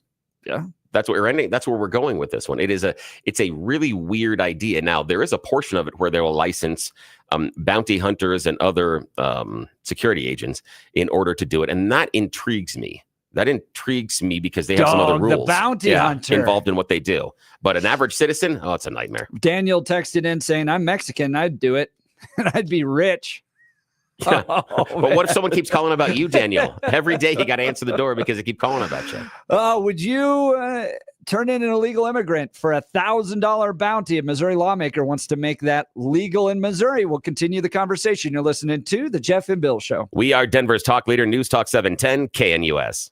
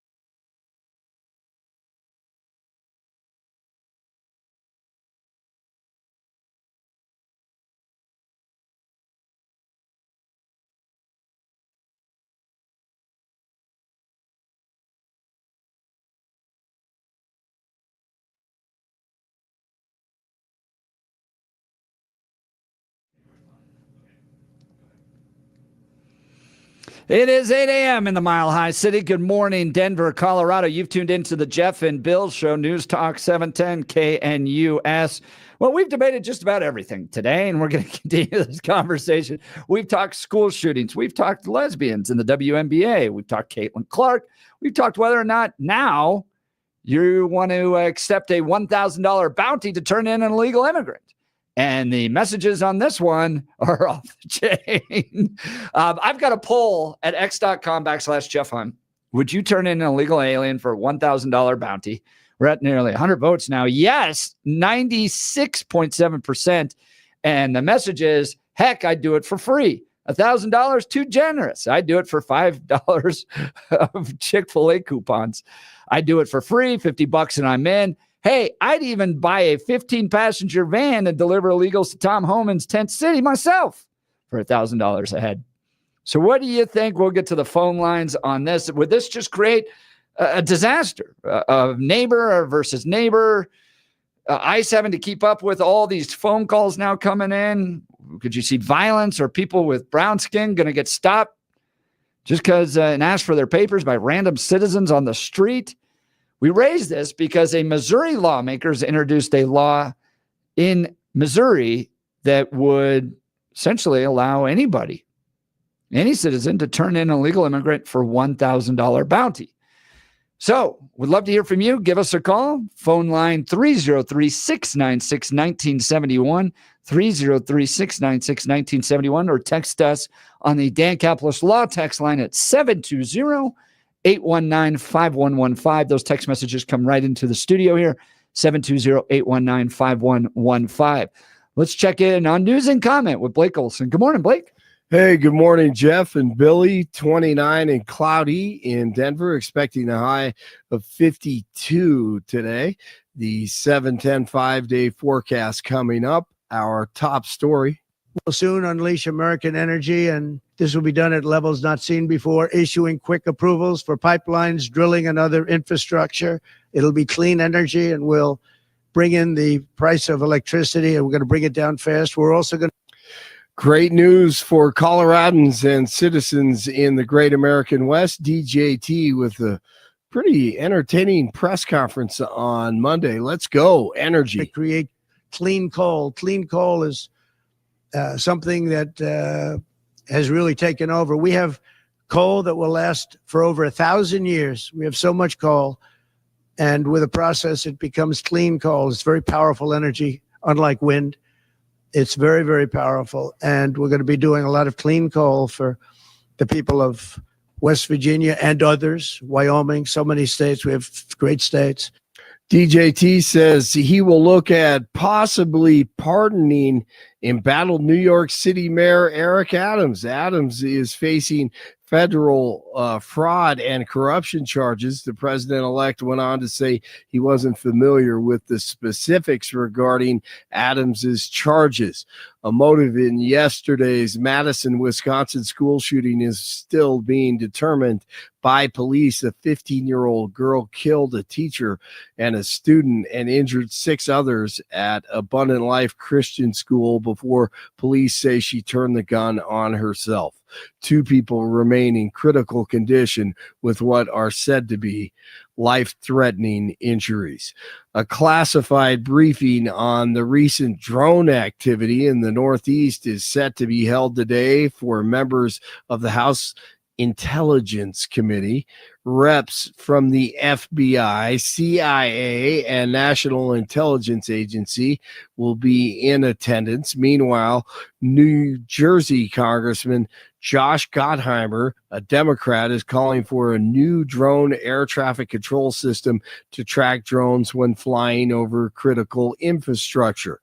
47 on the drones. Our military knows where they took off from. If it's a garage, they can go right into that garage. They know where it came from and where it went. And for some reason, they don't want to comment. And I think they'd be better off saying what it is. Our military knows and our president knows. And for some reason, they want to keep people in suspense. The Denver school system is trying to reassure families ahead of a possible immigration crackdown by the incoming Trump administration. DPS issued a statement on Friday saying that the district is committed to doing everything possible to protect the community from unlawful federal overreach. Current policies bar federal immigration law enforcement activities on DPS property, and the district plans to offer education to all students regardless of immigration status. The statement was signed by Superintendent Alex Marrero and all 7 members of the Denver School Board. TikTok is turning to the Supreme Court to block a law that's set to ban the app next month. The law, which requires the Chinese-owned platform to be sold or shut down, goes into effect January 19th. TikTok on Monday petitioned the High Court to stop the law, arguing it violates the company's First Amendment free speech rights. The Avalanche lose the Canucks tonight, the NBA Cup championship game. The Bucks and the Thunder in Las Vegas, because the NBA regular season sucks and they know it, so they have to create some garbage to sell it. The Nuggets over the Kings last night, and I agree with Patrick Bet David. One of the reasons the NBA is down 48% over the last 12 years is head coach Greg Popovich of the Spurs. He hates DJT. So he's pathetic. He's small. He's a whiner. We all know that. But no, we don't. Suffers from TDS. He's one of the most miserable human beings I've ever had to be around. 26 in Littleton, 27 in Glendale, 29 in Denver. Jeff and Billy continue. Tuesday morning, Blake Olson, News Talk 710 KNUS. A Pacific cold front will be racing through the region today. The impacts on Denver will be minimal, however. The high country will see some snow today and into the evening, but Denver and the Front Range will generally be partly to mostly cloudy. Highs upper 40s and low 50s, becoming windy this afternoon, and you may feel it turning a bit colder by late afternoon and evening, and lows tonight in the lower to middle 20s. Partly cloudy and dry with highs in the 50s Wednesday through Friday, with overnight lows 20s and 30s. Meteorologist Don Day in the 710 KNUS Weather Center.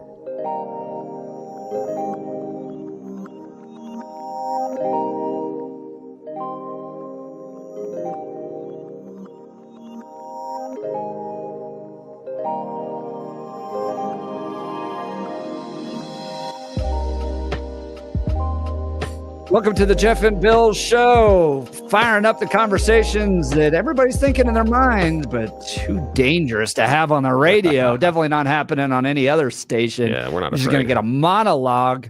Would you be willing to pay $1,000?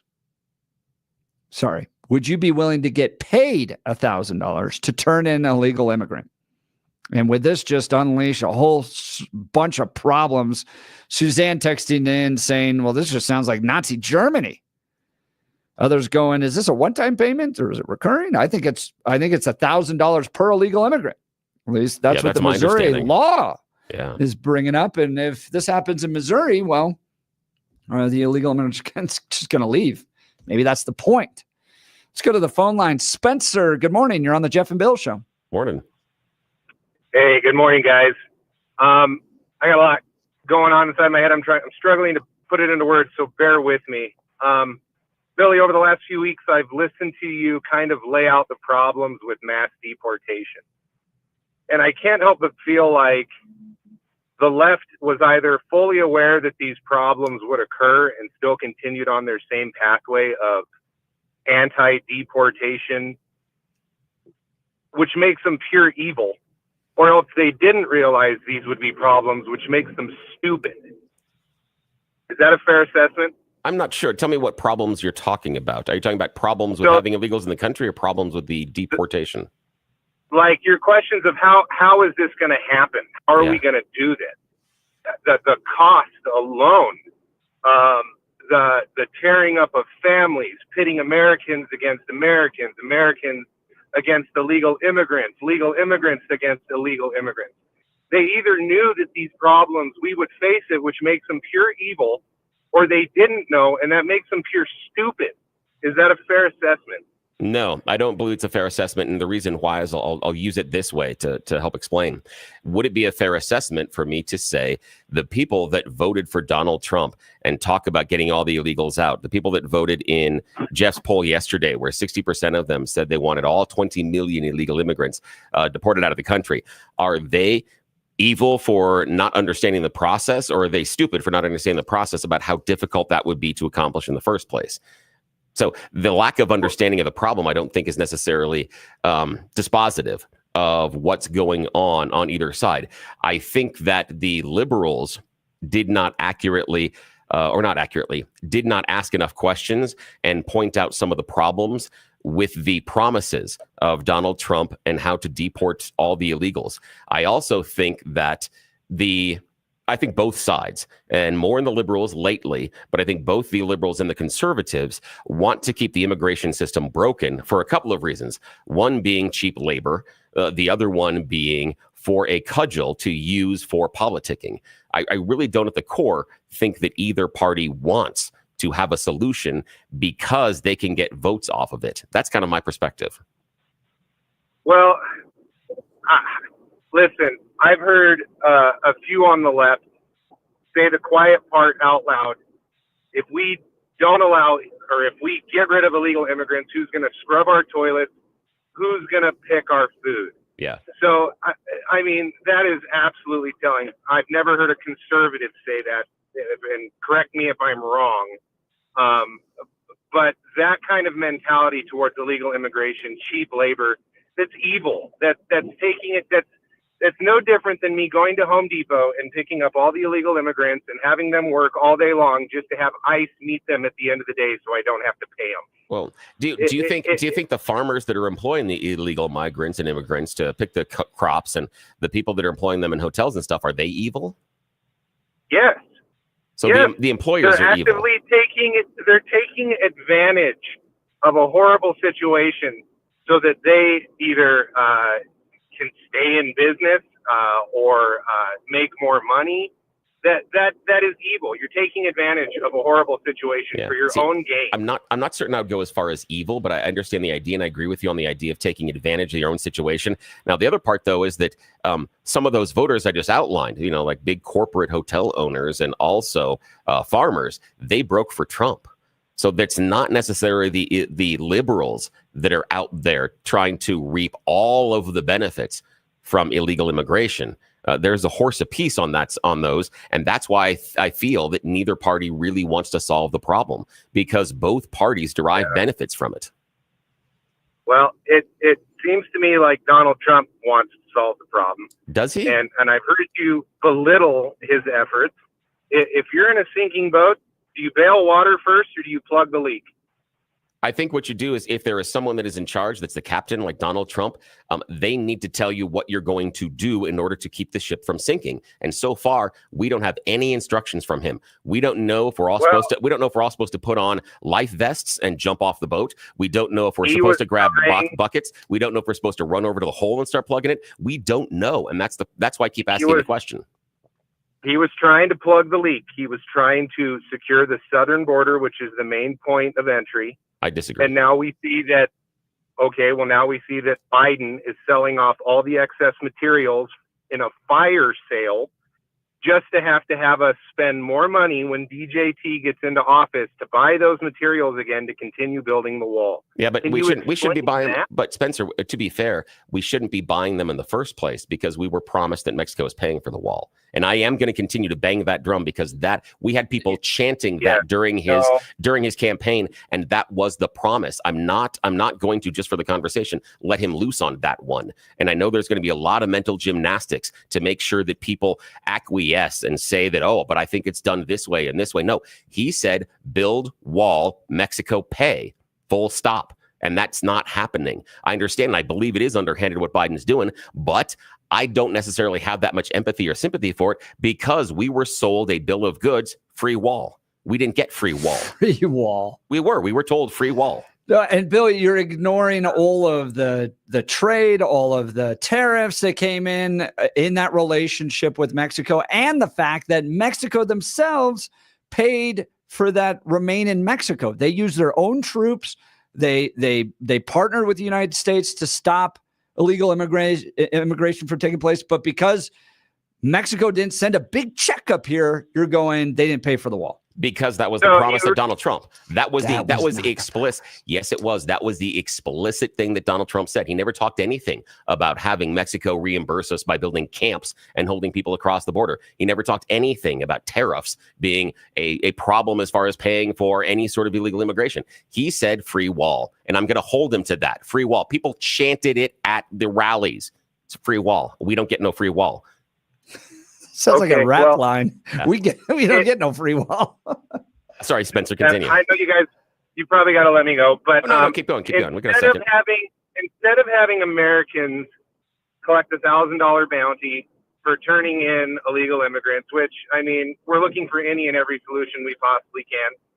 Why don't we offer a limited number of modified pathways to citizenship for illegal immigrants who turn in other illegal immigrants? They helped create the problem. Let them help solve the problem. Yeah, that's one solution. That's a good idea. Gets us out of the McCarthyism style. Inform on your neighbor. Yeah, I think that would be a great solution. Obviously, it probably is never going to happen. But I also think that anyone that is deported for illegal immigration should have all of their ill-gotten gains confiscated, and we conveniently have 80,000 new IRS agents that can go after that money and help offset the cost of mass deportation. Because the first crime broken was crossing the border illegally. The second crime was ill-gotten gains, earning income illegally, tax evasion.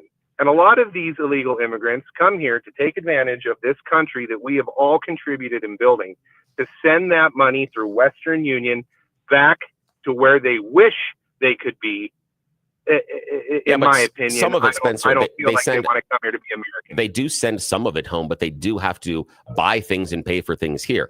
And there are a large number of, and again, I don't know what portion of the pie of illegal immigrants, but there is a large portion of them that are here on fake Social Security numbers. So they are working and having taxes taken out of their check for Social Security and other government services that they will never use. I'm not saying that makes it okay, but the idea that they don't also contribute into the commerce is not necessarily correct. And the problem I think we have with the idea of saying the illegals turning in the illegals is, I think there's a portion of our electorate that will not want any path to amnesty. It's the idea that your original sin was crossing the border. I'm not okay with anything after that. I can't allow you to become an American citizen if your first act is to break the law. That kind of thinking is what will hold us back. There has to be a compromise. The whole "it's my way or the highway" mentality on everything has to stop. In my belief, there are solutions that benefit everybody. We don't get everything we want on either side, but we get enough of what we need that the problem is solved or is made better. And this constant "it's my way or the highway" approach, whether you're conservative or left, has to stop. And I would agree with you that I think on the left, their argument always is mass amnesty. And that is their dumb argument. And that's their my way or the highway argument that they've got that I think is intractable. And they need to come to an understanding and a reasonable conclusion about how that is just not possible. It's not something we're going to be able to accomplish in this country. I agree. And Billy, last thing, on a side note, that FBI just released the report of assets on the ground January 6th. I'd love to hear you comment on that when you have time. Yeah. And yeah, you do it real quickly, and I appreciate the call, Spencer. The assets were not employed by the FBI. They were confidential human informants. So that's the idea of the guy inside of a gang or inside of an organization that is turning information, allowing you to have information. Some of the Proud Boys were the confidential human informants that were there during that day. Didn't mean they weren't doing the crimey stuff. It also didn't mean that the FBI sent them there and told them to do the stuff. So yeah, but I think part of the claim coming from Liz Cheney and the others was that there was no FBI involvement in January 6th. And you're like, well, you had a lot of informants there. So claiming that claiming that there was no involvement and that concerns about the FBI being involved were conspiracy theories was wrong. But confidential human informants are not the FBI being involved. They are not employed by the FBI. They're not members of the FBI. They're not FBI. Well, they're not. It's the FBI directly involved. You have a confidential informant involved in that activity. But yes, you're involved. The reason they're confidential informants is because they're already involved in the groups and the organizations, and now they're talking. They're becoming an information line to the FBI. They're not employed by the FBI. They're not part of the FBI. And also in this report, we see no information that said because remember the conclusion is that the FBI sent them there to do this, and there's nothing in that report that shows anything along that line, and we're jumping to the conclusion that because there was a confidential human informant there. I was just saying the FBI was involved. No, they're not. FBI does not employ confidential human informants. That's a different type of a relationship. They're not employed by the FBI. So going back to this wall in Mexico thing, okay, this is what Trump said back in 2019. Okay, when I said Mexico is paying for the wall in front of thousands and thousands of people, obviously they're not going to write a check, he told reporters on Thursday. They're paying for the wall indirectly many, many times over by the really great trade deal we just made. So just pointing that out. All right. He did say something about a giant check, and he said they pay us too. And he also qualified it and said, it's not a giant check. It's the trade deal. Yeah, after he couldn't get his giant check. Oh, my gosh. Because he said giant check. The promise running up to it was giant check. Was they were going to pay for it. And then when he couldn't get the money, he had to say trade deal. He never once in the campaign trail said, we're going to do this great trade deal. Do you really think that people thought that Mexico was going to write a giant check for a northern border wall? They voted for it and said yes. So now the issue is... I always looked at it indirectly through the trade deals. All right, we'll get to the phone lines in here. Billy, you've got some Balanced Well Space to tell the good folks of Colorado. Yeah, I want to talk to you about an amazing medical team that I've been working with, one that has taken away my daily pain. You know how you wake up early in the morning and sometimes you sit there in the bed and you're like, okay, I got to warm up before I get out of bed. Yeah, I used to have those mornings, especially on the weekends after doing the work around the house. And there are also some things in your life that you've stopped doing. Some things you might have been doing with the kids or grandkids, or even going out and hanging out with your friends. Maybe you don't go to, that meeting, that, group downtown, or maybe you don't go to the bar as often because of the stairs you have to navigate or other things that are hurting. I want you to talk to my friends at Balanced Well Space. Check them out at balancedwellspace.com. Brand new to the Denver area. New offices in Lowry, right across from Hangar 2. Plenty of parking. And look for those shady trees that I like. I was there the other day, had to park under my favorite shady tree. It was nice and open. I hate coming back to the hot car. You feel me? Okay, now let's get back to this. Here's the difference with Balanced Well Space. Integrated medicine. It's about getting chiropractic care, physical rehabilitation, wave therapy, trigger point injections, regenerative care, neuropathic care, and so many more cutting edge things. I don't have a list long enough that there's not time to read all the stuff they do. But it's like Star Trek level stuff that's all non-invasive, that uses your body's own healing properties in order to make yourself better. They just kind of push it in the right direction based on science and technology. No cutting, no sewing. They're not taking you apart or putting you back together. They're using your body and medical technology to help heal your pain. It's simply amazing. I used to have constant lower back pain. Don't have it anymore. My sciatica is completely gone. The weakness and trembling I would get down my right leg is gone. My left knee is now my strong knee. That's ridiculous. I've got a torn meniscus there, and as we're talking, I'm regenerating the meniscus in my left knee. The stuff that they've done in my bum right shoulder that I broke over 25 years ago, it's a nasty, nasty scar. They took away all of the built up scar tissue that was inside that joint, so I don't have that deep, throbbing pain that I used to. If I slept wrong or I did something wrong with my shoulder, it has a thing where it's like that pain 2 to 3 inches deep inside your joint where it just aches all day. That's gone because of what they were able to accomplish. And I want them to make the same change in your life. What you got to do is reach out to my friends, Dr. Julie, Dr. Jess, and the entire team through balancedwellspace.com. Balancedwellspace.com. Set up a personal medical evaluation. They'll go through all the pain points you got, do some tests, and then ask you, most importantly, where do you want to get? What are the goals? And they go to work. Every couple of weeks, they reevaluate your care. That's the difference that you're going to experience at Balanced Well Space, because your current medical team isn't talking to each other.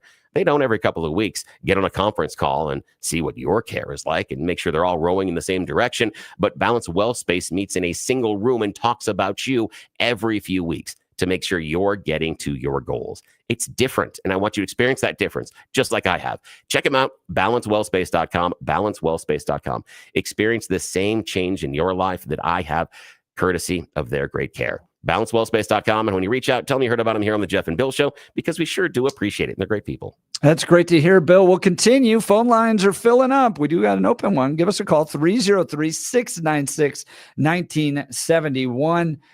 I think the original question, would you turn in an illegal alien for a $1,000 bounty? Missouri lawmaker wants to make that a law.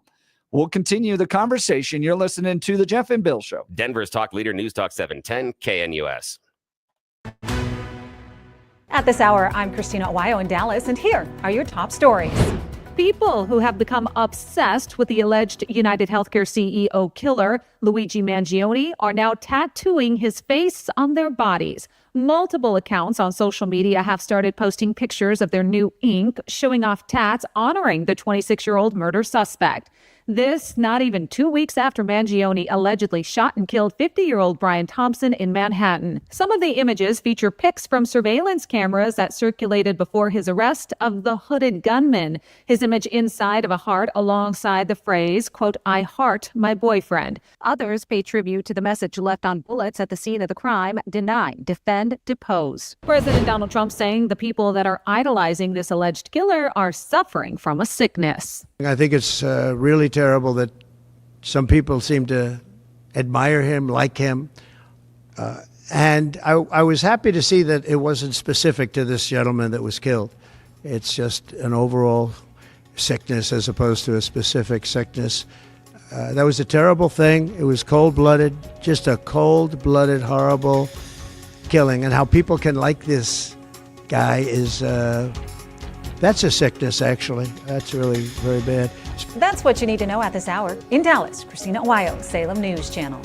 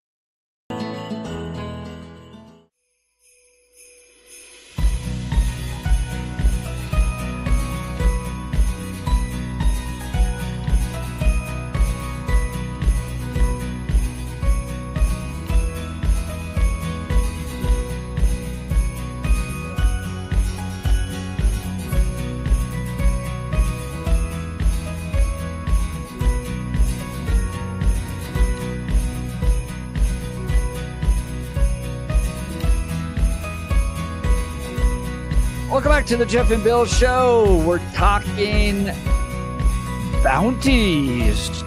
Would you turn in an illegal immigrant for a $1,000 bounty? Well, there's a Missouri lawmaker. We're not talking about cool bounties like the bounty hunters in Star Wars or nothing. Right. No. Hey, there's a citizen. And you could just roll on down to Home Depot with your 15-passenger van, load them in, drive them over to ICE, and just collect, quite a bit of money. Yeah, you could. Well, $14,000, $15,000 if you filled up the whole thing.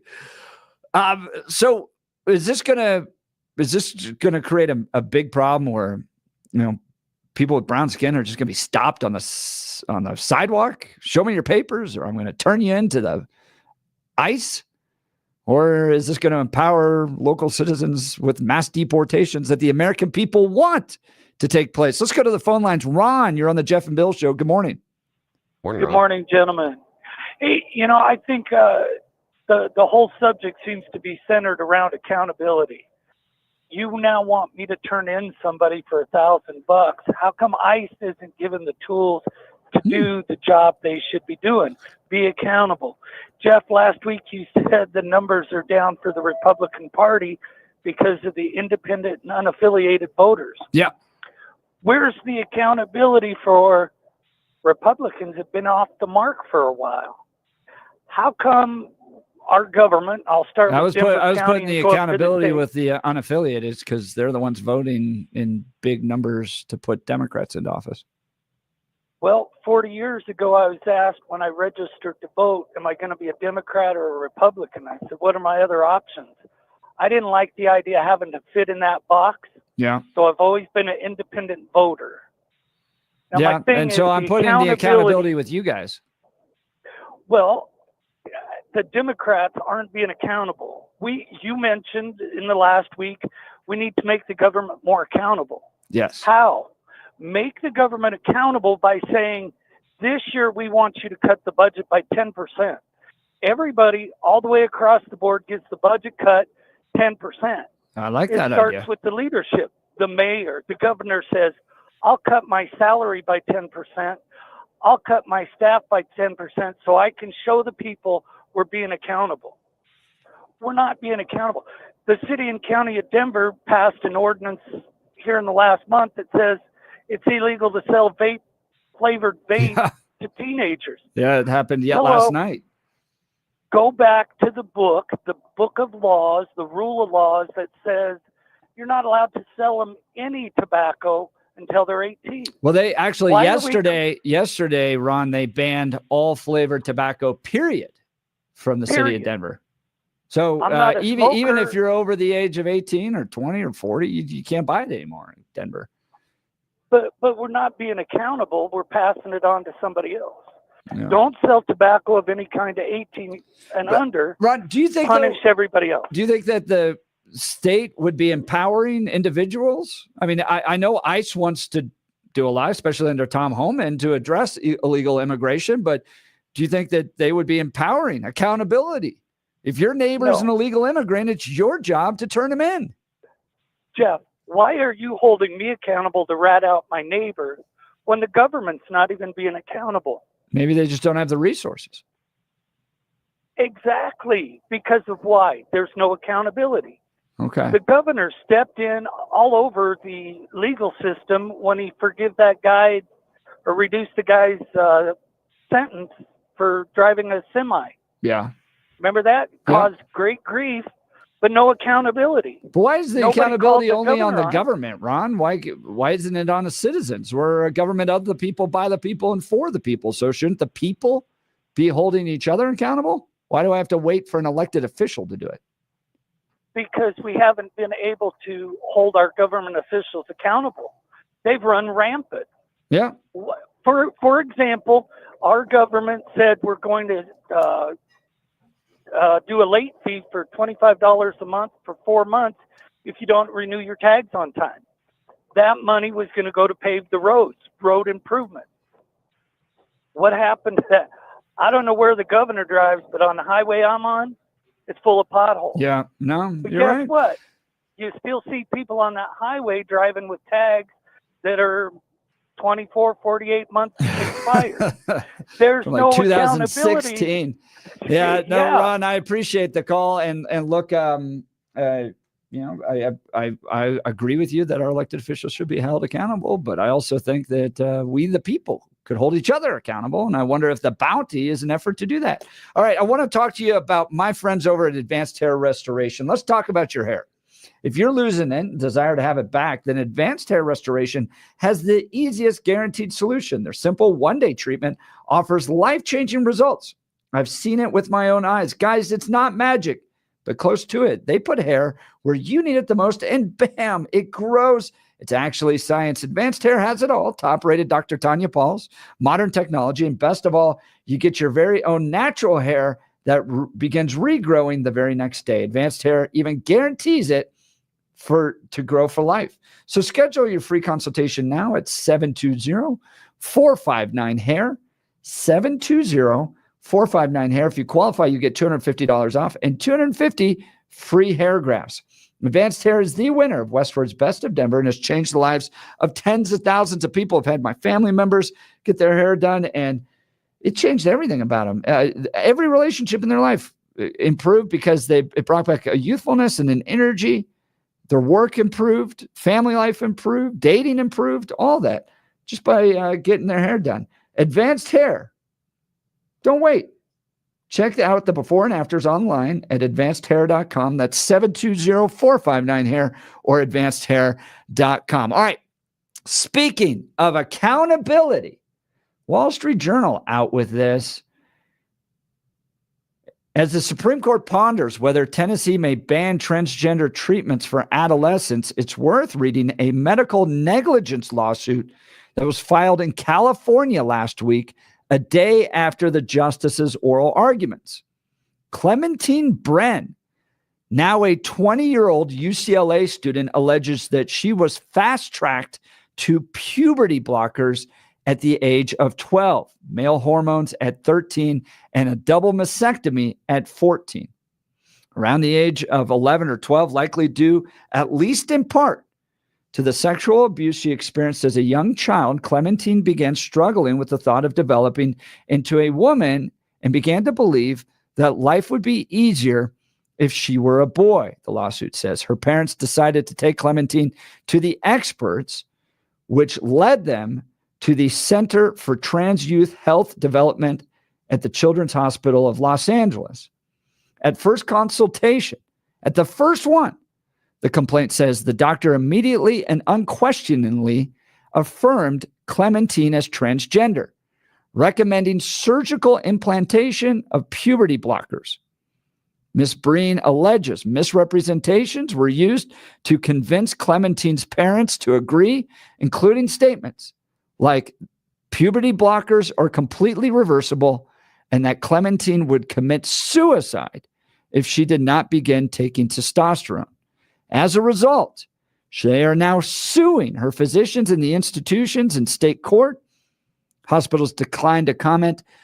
I saw this coming a mile away. I mean, if we're suing over tobacco use and advertisement and promotion from tobacco companies, even to adults, to hold them liable for the harm caused by consuming tobacco, of course, this society would hold doctors and trans health and development institutions accountable when those kids got older and felt like they were forced or coerced into the wrong decisions. Bill, you think these lawsuits are warranted or not? In some cases, yeah, I think so, but not in all cases. And they are a minority of the people's experiences. The thing for me is that I do agree that at this point, I can be persuaded to go to the other side. But right now, I agree that I don't see a reason for minors to have this type of surgery, in part because they are still developing not only physically, but mentally and emotionally. And just like I am against having surgery like, certain types of plastic surgery, certain augmentations and changing in bodies, regardless if you're heterosexual or homosexual under the age of 18. I think that is something that if it's not medically necessary, and by medically necessary, I mean because of a condition that is in your body, something that is not, and I would not put being transgendered in that classification personally. That's not what I would label it as, even though I do think it's inherent to who you are. I don't think it's a medical condition that has to be dealt with surgery under the age of 18. If these kids are transgender, I'm just going to play the devil's advocate here. If these kids are trans and we're now going to force, and I put that around terms, force them to go through puberty. Yeah.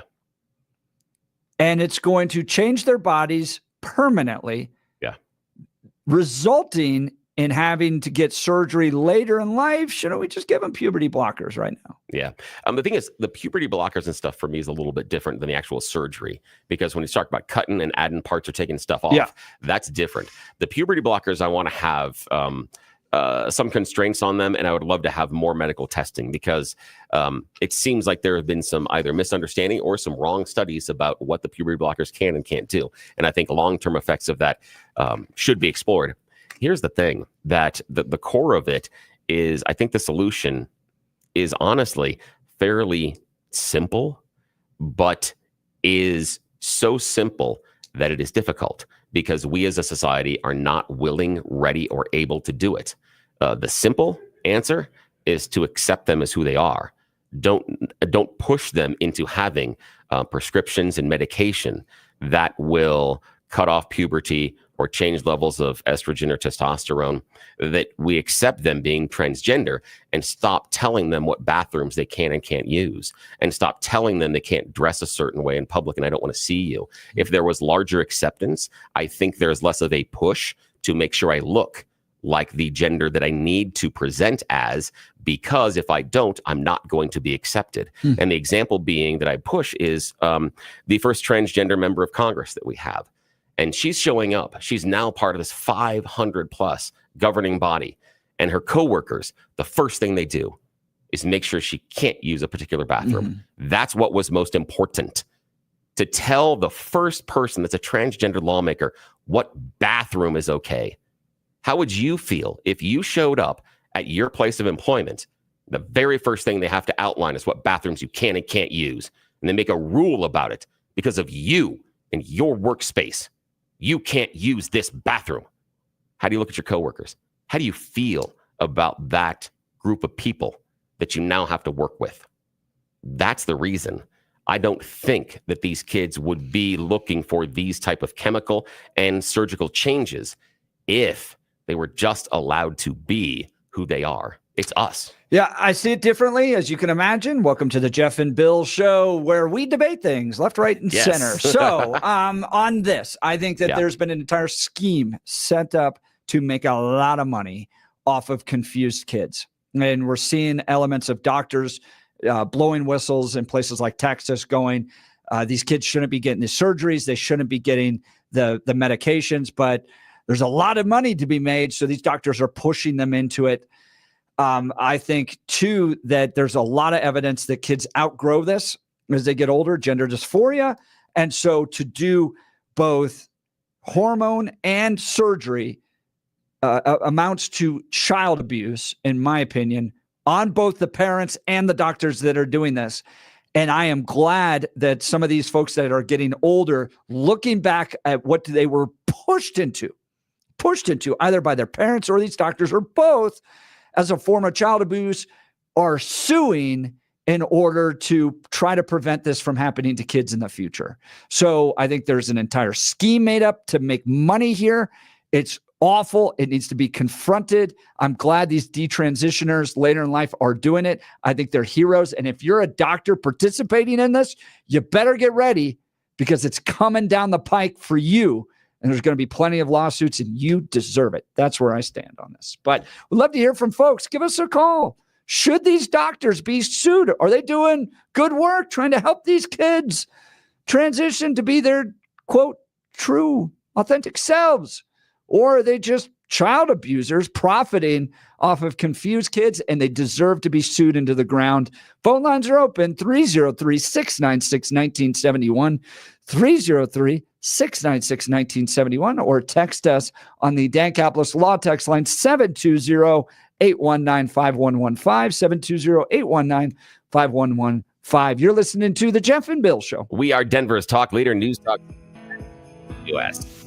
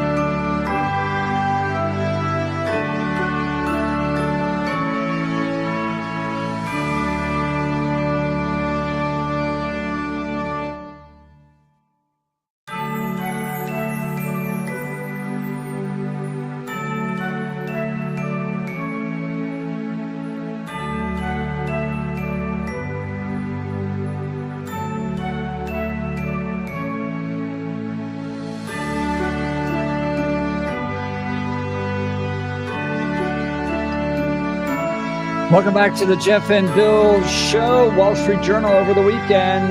The trans double mastectomy lawsuit. Clementine Green's story of regretful surgery at age 14 is noteworthy as the Supreme Court starts to weigh in. You know, there's that discussion as to whether or not Tennessee could ban transgender treatments for adolescents. The Biden administration coming to the defense and saying, yes, of course, we can trans our youth. But there's a growing series of lawsuits in other states towards these doctors. I think it's a good thing. I think they're taking advantage of confused young people, and they should be sued out of existence. If we can sue these tobacco companies for having a Marlboro man ride a horse around, well, then, yes, a doctor that performs permanent life-altering surgeries on a minor in an effort to trans them, and that person later in life feels like they were coerced and pushed into this by people they trusted in their lives, then yes, absolutely, they should be sued into the ground, lose their license. But Bill, you raised an interesting question. Yeah, the question I've got is, I want to know, what would you, listening, do if your son, daughter, grandson, granddaughter, niece, nephew came to you and said they were trans? How would you deal with that? What would be the process? Is it something where, no, you can't be, we can't do things like this, and it's not allowed, or it's a mental contagion or social contagion? What's the care, and what process do you think they should go through, and how or what types of support would you provide? And I think that's part of the problem here, is that I believe that I agree with you on some of the doctors, not all of them, but some of the doctors pushing it because of the profit motive. I can absolutely see that. I'm not as convinced that parents are necessarily doing it, because I still think that the parents do have the best interests of their child. However, and I hate to bring this in again, but when we're going through the school board issues and people talking about the DEI and the wokeness inside the schools, the argument always was, well, parents know best for their kids. But we're arguing here the parents didn't know best for their kids, saying that it was coercion. So it has to be, we can't have it both ways, or maybe it's somewhere different in the middle, that sometimes parents know best and sometimes the parents don't know best. And we've got to really be honest with ourselves about that. And I'm super curious how you would deal with it, what you would do if someone in your life, and it could even be just a friend or the son or daughter of a friend that came to you and said this. How do you possibly deal with it? And is a solution things like going through puberty blockers, and is it things surgery? And I would disagree with surgery on minors, but if you're of age, that's kind of a difficult question. Like, how are the parents going to be responsible for this if they're trying to support what their son or daughter is saying? Do you think you're acknowledging that there's not a permanence to trans when you're saying that we should wait till later in life? Because once they've gone through puberty, that's a permanent change in somebody's body. Are we admitting that it's not as important to their identity as we think? That's good. That's a really, really good question. Saying, I don't think it's the issue of not admitting or not saying it's as important to their identity. I think that you don't need to take such drastic steps. I think there are ways to support their transgender identity without cutting things off or putting things on. I think there are better ways to do that, in part because of the trauma that involves in someone's body. And I'm just talking about surgery. And so that's where I really push back at it. And I also know that I have 4 kids. Kids change their mind. And I know that there are going to be some people out there that feel they are trans that end up not. And there are some that aren't right now that are going to recognize it later on in life. Join the conversation. Give us a call at 303-696-1971. You're listening to The Jeff and Bill Show. We are Denver's talk leader, News Talk 710 KNUS. What would you do?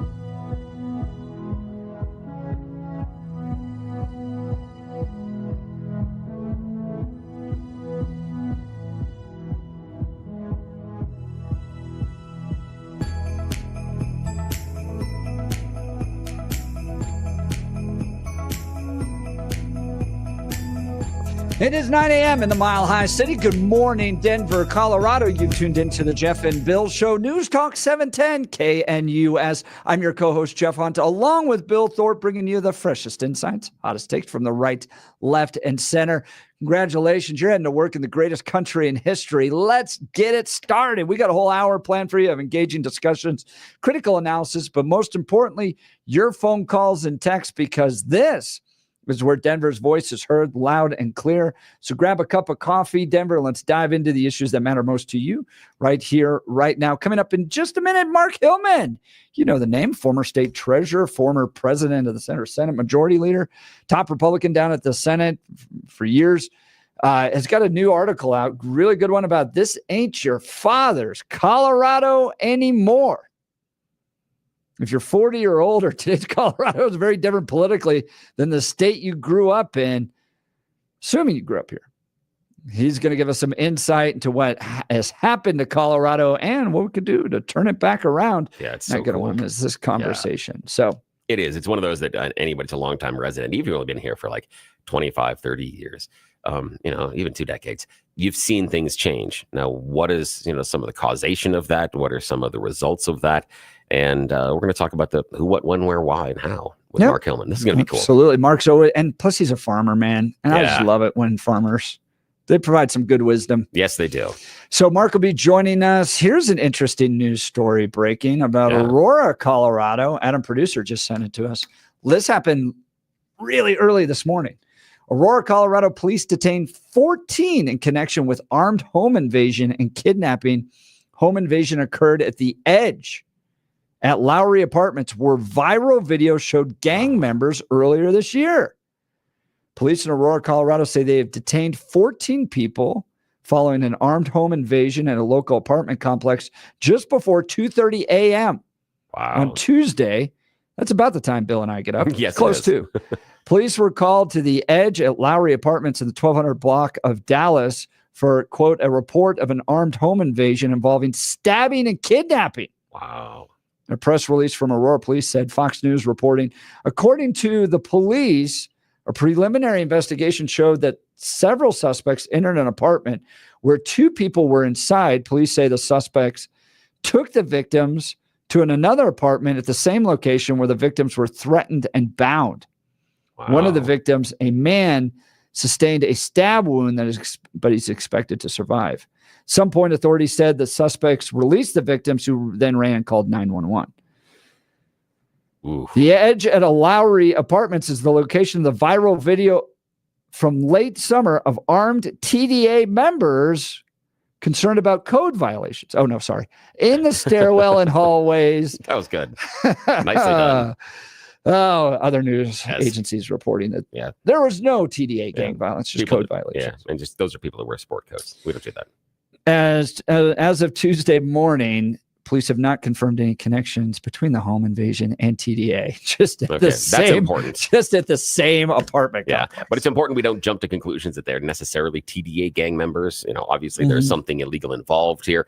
Yes. Could be something local that as far as gang members, it could be something different. And it could be a different gang of illegals that is not TDA. It could be something completely and totally different. That's right. But anyway, they are criminals. And because of the concentration of previous criminal activity there, got a lot of questions. And this could be even something, I mean, again, if we want to play, let's pretend for a little while, if we were going to go write some sort of movie script, this could be a rival gang coming in and pushing in on 2 other gang members that could be there. Maybe the people that had the original home invasion whose home was broken into are gang members and they're taking over territory, and that's where they're taken out. But I'm curious about the taking them out of the original apartment and taking them to another one.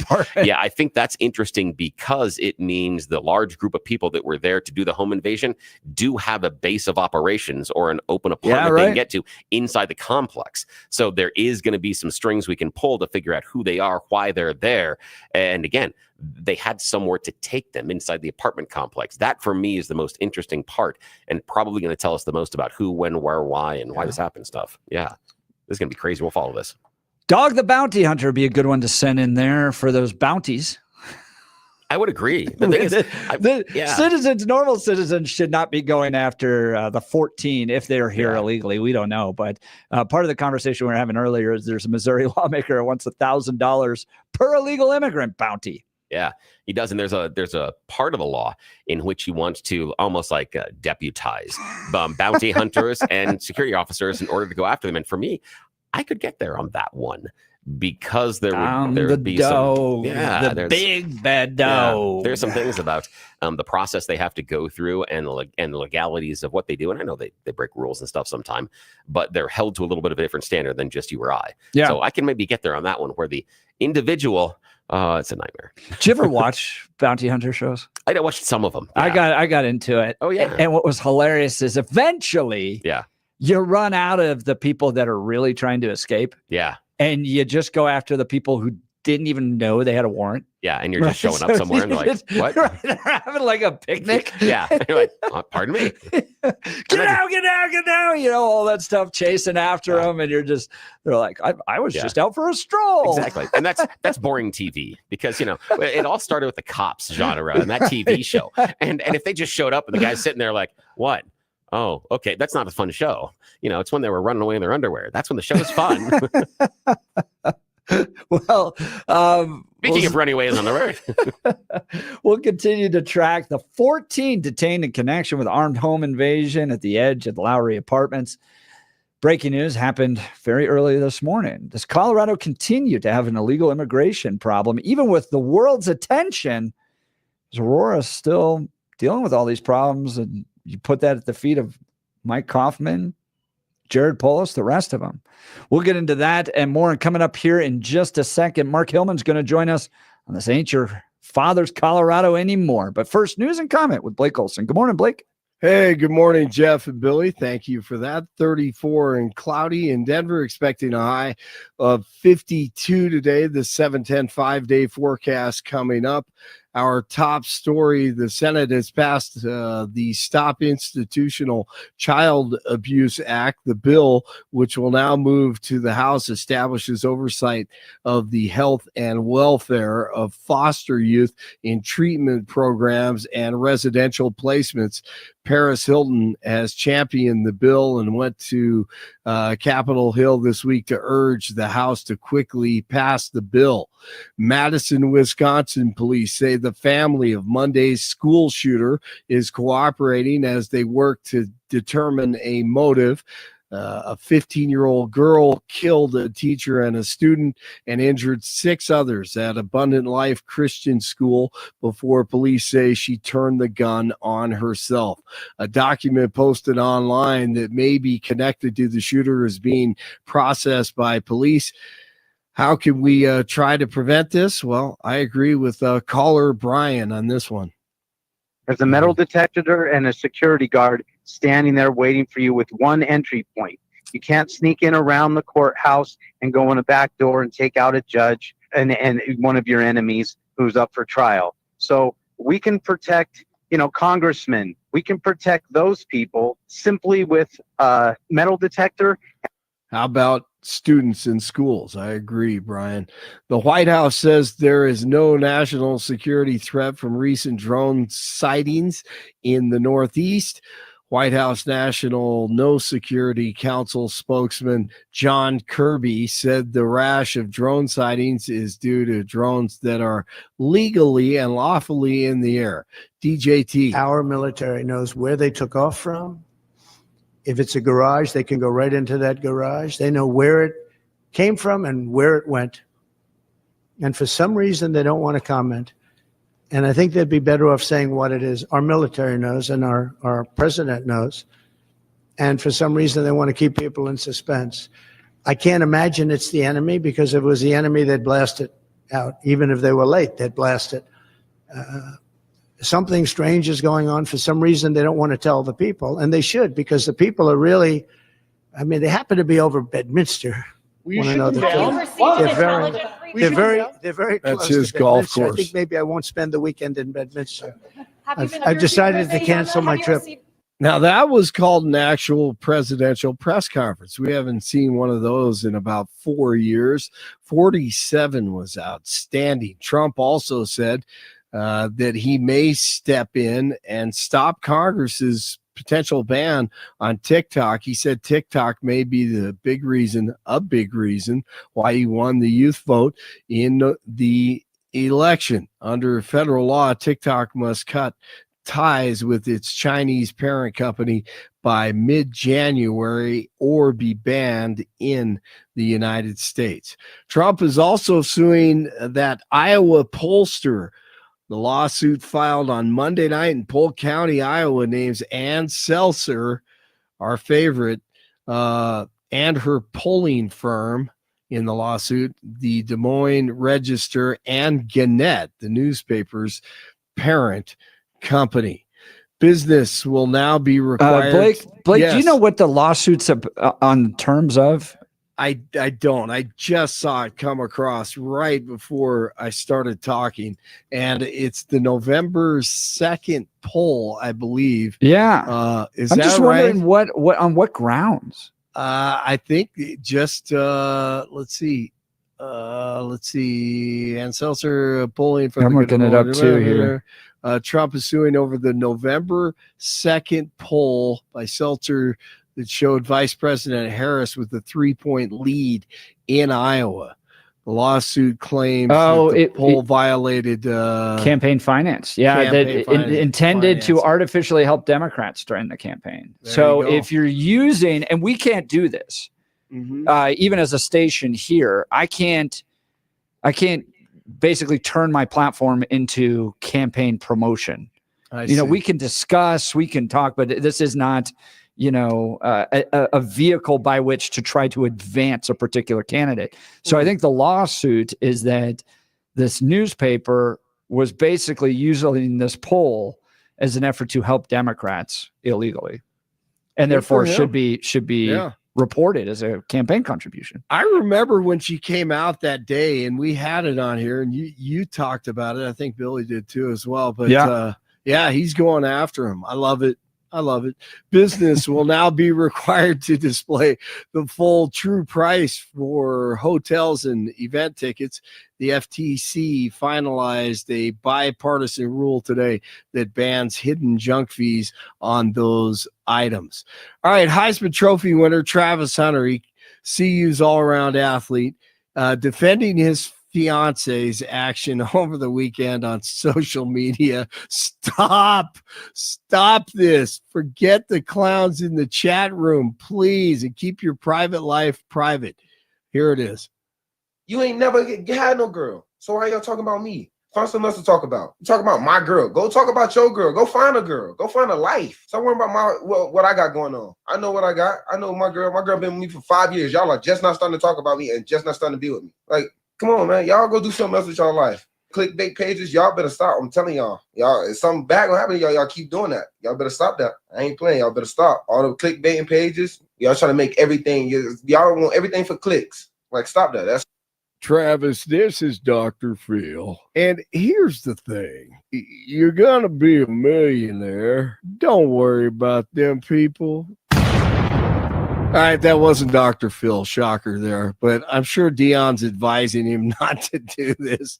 But man, there's just too much inside video on these guys. Not good for your marriage if you're going to marry this young lady. Great that you're going to do it, but just forget about him, Travis. Forget about him. Do what MJ did. Let a PR firm take care of it. It's 30 in Lafayette. 31 in Englewood, 34 in Denver. Jeff and Billy continue Tuesday morning. Blake Olson, News Talk 710 KNUS. A Pacific cold front will be racing through the region today. The impacts on Denver will be minimal, however. The high country will see some snow today and into the evening, but Denver and the Front Range will generally be partly to mostly cloudy. Highs upper 40s and low 50s, becoming windy this afternoon, and you may feel it turning a bit colder by late afternoon and evening, and lows tonight in the lower to middle 20s.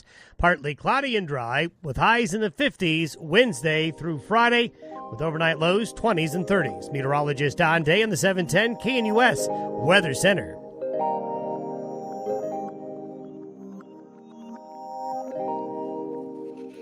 Welcome back to the Jeff and Bill Show. We're going to get to Mark Hillman here in just a second. Jack's been waiting on the phone. Jack, thanks so much for your patience. You're on the Jeff and Bill Show. Morning. Hey, good morning. Is Mark on? Mark Hillman? I know Mark. Yeah. Is he going to? He's going to be joining us here in just a second.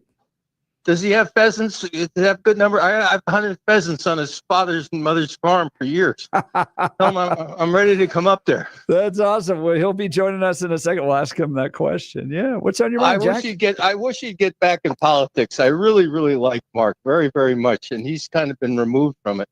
But anyway, that's not why I called.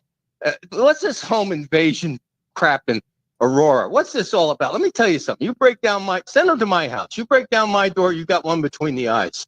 I guarantee you. And I'm an excellent, not just peasants. I'm an excellent shot. Okay. Yeah, I think it's a lack of policing. It's allowing these folks to just run rampant. What's wild to me though is that literally the nation's eyes have been upon these apartment complexes. The president of the United States came to Aurora to talk about them, and we still have problems with them. Well, you got serious problem with the politics in Denver, the Democrats. I mean, but this thing with let me jump to this. This thing with this last win that Trump had in court, and it basically is election interference. It all is. All of this stuff, all these lawsuits against him. That is just started. Wait till you see what this turns into. It's going to be one win after another win. The lawsuits that Donald Trump can advance based on the way he was treated in the last couple of years is immense. And not only when he wins the lawsuits, he can come back for a malicious prosecution after that. And that's the networks. It's whatever the particular people on the air, the personalities did personally. I mean, I wish I had a law firm that could represent it all. Do you think though that will chill the political targeting that they've gone after Donald Trump, like for instance ABC, others, or do you think it's just going to inspire him to fight more? No, it has to. It has to be corrected, and the only way you can correct stuff like this is to penalize them, and the only way to penalize them is through the court system. Yeah. We got to, at some point, we got to stand up and say, are we a nation of men or are we a nation of laws? And it's way do you see all the wins that Donald Trump gets in the future? Definitely not. I'm telling you, definitely not laws. What's that? No, definitely not a nation of laws. Definitely not. I've lost you. Well, you were saying stand up. Are we a nation of men or a nation of laws? And I'm saying not laws. That's not the side that's going to win. No. Okay, so we're not a nation of laws. Billy, I would expect something like that from you. I know you would. That's why I handed it to you. Yes, absolutely. Yeah. But the intention of the founding fathers is to be a nation of laws, not men. Okay? Yeah. Do you disagree with that? No, I don't disagree with that, but that's not where we are anymore. Okay, should we return to that? Yeah, we should, but we're not. Okay, how do we return to that, Billy? By enforcing laws, but No. Yeah. We return to that by penalizing them in the court system. Yeah, we got to sue the butts off. I know, except if we disagree and think that the lawsuits and everything are politicized, and then we excuse them and we say that the juries and the grand juries and everything else were totally wrong and all set up and controlled, and then we make excuses and then we say we need revenge, and so we're not. It's men, because you started that explanation about discounting other court rulings that have been found against Trump, and I would guess, I'm just guessing, you would think those are disingenuous and wrong. So this is men. You've come to the conclusion already of men, not laws. That's okay. I'm not following you, man, but the law doesn't stop at the trial level. It goes through the appellate level. So, I know. These issues have not been. What I'm telling you is Trump's not going to just have the win he just had. It's the beginning of a series of these, and this country needs it desperately to stop this activity. I sure hope it is. Jack, thanks so much for the call. But I don't think the win he's talking about was in court, though, because if he's talking about the Stephanopoulos defamation, that's a settlement. It's not a win in court. He didn't win anything in court. Again, just like Fox News didn't go to court and decided to pay nearly $800 million. Yeah, same thing. Those are settlements. It's not necessarily being held accountable by the law. So, I love Jack. Well, we're going to take Jack's question and ask Mark Hillman now. Mark joins us, former state treasurer, former Senate majority leader. He's got a great piece out at his website, markhillman.com. This ain't your father's Colorado. Senator Hillman, Treasurer Hillman, thanks so much for joining the Jeff and Bill Show. Yeah, morning. Boy, it is not your father's Colorado, is it? Not at all. Well, I mean, speaking of your father, how many you got pheasants up there still? Jack wanted to know. There's a few, not as many as I'd like. We were really dry the last half of summer and a little bit of hail, and those are not good combinations. So I wish I could tell you it's fantastic pheasant hunting this year. There are a few, but you've got to be diligent and a little bit lucky to find them. That's great. Well, I appreciate the update on that. Let's piece at markhillman.com. What you talking about, Mark? Just how much the state of Colorado has changed over the last 20 or 25 years, from back, say, in 2000, the first election that George W. Bush won, and I think he won it by a little over 8%. And at that point, we were still considered to be a swing state, but it tended to be Republican. In fact, prior to that, you have to go back 50 years, and the only Democrat that got more than 45% after 1952 until Barack Obama in 2008 was Lyndon Johnson over Barry Goldwater. In every other presidential election in Colorado, Democrats got 45% or less. Even when Bill Clinton won Colorado in 1992, he got 40% in the three-way race that included George H.W. Bush and Ross Perot, where the conservative vote got about 60%. That just was divided between the two. Now, Mark Hillman, I want to ask you about Barack Obama in 2008, because that was the kind of moment it changed. And Democrats, I think, were smart enough to make the DNC convention here in Colorado, even though George W. Bush had won the last two presidentials. They saw a turning tide. They invested in Colorado. For the most part, there hasn't been an RNC convention anywhere in the Western United States, I think, since Bob Dole was the nominee in 96 in San Diego. But Democrats invested here. Barack Obama was, at the time, compared to John McCain, kind of a cooler candidate. Colorado's always been kind of a young, youthful state. Do you think that played into it? Why do you think things changed so much starting around 2008 in the state? I think a lot of it is simply Colorado's prosperity. After the 2004 election, the second time that George W. Bush won, I didn't think about this at the time until I started writing this and went back and did a little research.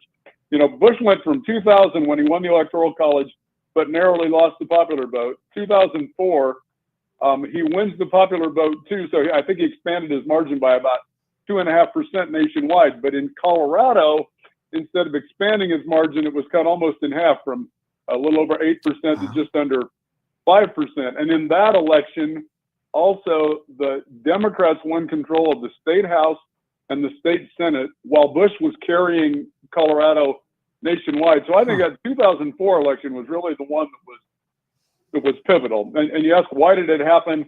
After the 2016 election, when states like Wisconsin and Pennsylvania and Michigan, which were also considered to be purple states, they went red, Colorado seemed to go more blue. Magellan Strategies, which is a polling firm about a Broomfield, asked that same question, and they looked at counties in Michigan and Wisconsin and in Colorado, and what they found when they looked at the larger, more heavily populated counties was those heavily populated counties that had a lower median income, so we'll call them blue-collar counties. In those counties, Trump in 2016 outperformed Romney in 2012. But in those heavily populated counties where they had a higher median income, in those counties, Trump underperformed Romney. And in Wisconsin and in Michigan, those states had more of those blue-collar counties.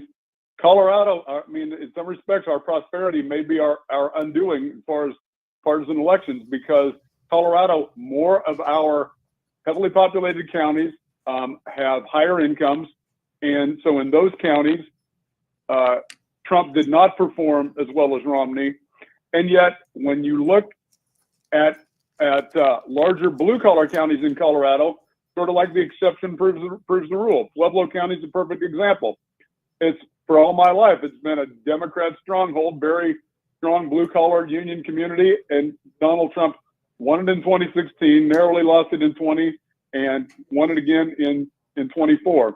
and Adams County, which is has the lowest median income in the Denver metropolitan area, Trump had by far his closest margin in Adams County than any other county in the metropolitan area. So when voters felt like they were missing out on the prosperity that other people were experiencing, they tended to vote for Trump. When they felt like, hey, my life is pretty good, then they didn't have time for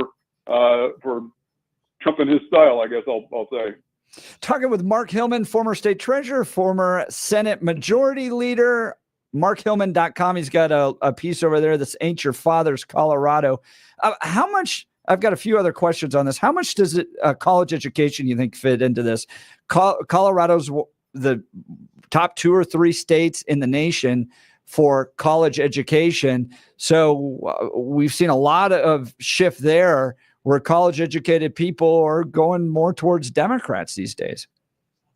Yeah, I don't doubt that to be the case. I'll be honest. I'm sure that was in one of the exit polls that I looked at, but it didn't stand out as much as some other things. But certainly, I mean, you're right. Colorado has long boasted that even though we don't fund our own colleges the way they would like to be funded, we seem to import quite a few college graduates and do fairly well that way. But the other thing that struck me as strange was how there are various voting groups that Trump did well with nationwide, like married couples, families with an income of $50,000 to $100,000. Trump wins those nationwide, and yet in Colorado, Harris wins them. So it just shows Colorado is a very peculiar state compared to some of our neighbors. Talking with Mark Hillman, former state treasurer, former majority leader and minority leader down at the Colorado State Senate. And he's got a new piece out, This Ain't Your Father's Colorado, at markhillman.com. All right. How much, too, at a certain point, do the laws and policies of the state become this kind of center of gravity, right? So marijuana, for instance, passes in 2012. And I remember talking to law enforcement in Utah and Nebraska who said, yeah, we're thrilled you guys passed marijuana legalization because it took all the potheads from our state and they all came to Colorado. So at a certain point, though, the policies become attractive to people. I know plenty of conservatives, Mark Hillman, that, we may have lost Mark. He'll be joining us here in a second. But I know plenty of conservatives that want to head to Oklahoma because the policies, they want to head to Florida because it's the free state of Florida. So the policies of the state draw people. I wonder how much of Colorado's policies at this point are pushing Republicans away and bringing Democrats in. We got Mark Hillman back. Mark, the question I'm asking, how much do the policies that Colorado's implemented have now become a center of gravity to bring Democrats to the state and push Republicans out of the state? I think there's some of that. I also include Colorado being a leader in an early leader in legalizing marijuana as one of the things that also changed the complexion of our state quite a bit. When I look at those things, I just keep coming back to you look at how different unaffiliated voters or the people who aren't registered as Republican or Democrat are voting in Colorado versus other states. I mean, for example, Harris wins unaffiliated voters by 20% in Colorado. And then another little tidbit that I discovered when I wrote this, that I hadn't known before, a little known election that we had at the same time for CU Regent in Colorado. And maybe this gives us a little bit of help. Nobody knows who the candidates for CU Regent are. They don't even really know what the CU Regent does. So really, you're just voting Republican or Democrat. And in that race, while Trump lost Colorado by 11%, the Democrat candidate for CU Regent only won it by 3.9% statewide. So there are clearly some people out there, whether they're Republicans, more likely they're probably unaffiliated Republican leaners who, for whatever reason, they're not crazy about Donald Trump, but you get further down the ballot and they will pull the lever for Republicans. And that's why when you look and see that Republicans are now outnumbered in voter registration, we're outnumbered in turnout in elections, we can't afford as a party, if we want to actually win elections, to have the circular firing squad where we're shooting at each other, because you're not pure enough or I'm not pure enough. We have to pull together all of the Republicans and then find ways to reach outside the tent and bring in other people who just can't stomach progressive Democrat politics and are looking for a rational alternative. Talking with Mark Hillman, former state treasurer, about his piece, This Ain't Your Father's Colorado, at markhillman.com. Mark, I want to talk to you about the Republican Party. I looked up these numbers a few months ago. We have, even though we've added like 1 million people to the state since 2012, we actually have fewer registered Republicans in our state than we did back then. So lots more people and actually fewer number of registered Republicans. So, what's your advice? You talk about not the circular firing squad. I appreciate, and I think the leadership that I've appreciated the most recently comes from Rose Puglisi, where Rose goes, if we unite, we win. And we're going to have Republicans with different constituencies. The constituency that elects Scott Bottoms, for instance, fiery pastor, also Republican lawmaker, is going to be different than a constituency that elects maybe Dan Woog, for instance, and Dan ousted a Democrat in his seat. So, what does the nature of uniting to win look like? I think we have to decide by asking ourselves fundamentally, do we want to rule a party that is so small that it's otherwise irrelevant, but the people who have the upper hand in the party, are kingmakers in a very, very small kingdom? Or do we actually want to turn the state around and agree that electing any Republican is better than electing a Democrat? And when we're dealing with majorities in the legislature where the Democrats in each the House and the Senate are one vote short of having a 2/3 majority, we're about as low as we can go. Maybe not as low as we can go, but man, if we go any lower, we're not going to be relevant. And I don't see the point in having a political party that's not interested in winning elections and helping its candidates win. And let's trust the people in each of those legislative districts and counties voting for county commissioner. Let's trust them to select the Republican candidate that best fits their community. And then as a party, let's get behind them, whether it's exactly my flavor of Republican or not. Yeah, I'm talking to Mark Hillman, former state treasurer. Look, the two most influential books in my life, the Holy Bible, and then How to Win Friends and Influence People. I think we've lost that second book a lot, especially in politics, that we win people over to our side instead of pushing them out. And the people with the most people on the bus, or the party with the most people on the bus, is the most successful. And look, the approach I've always had on this, Mark, is a vast majority of the people in my life, and this is my nature, just being a coalitions guy. This is what I started in politics, being a coalitions worker for different campaigns. Vast majority of people in my life are not into politics. And so when somebody comes along and shows interest and wants to get involved, I'm just so appreciative that they're even at all interested in it. And I'm not looking at maybe the 20% I disagree. I'm looking at the 80% we agree on and going, I'm sure glad you're here. And I consider you an 80% friend, not a 20% enemy.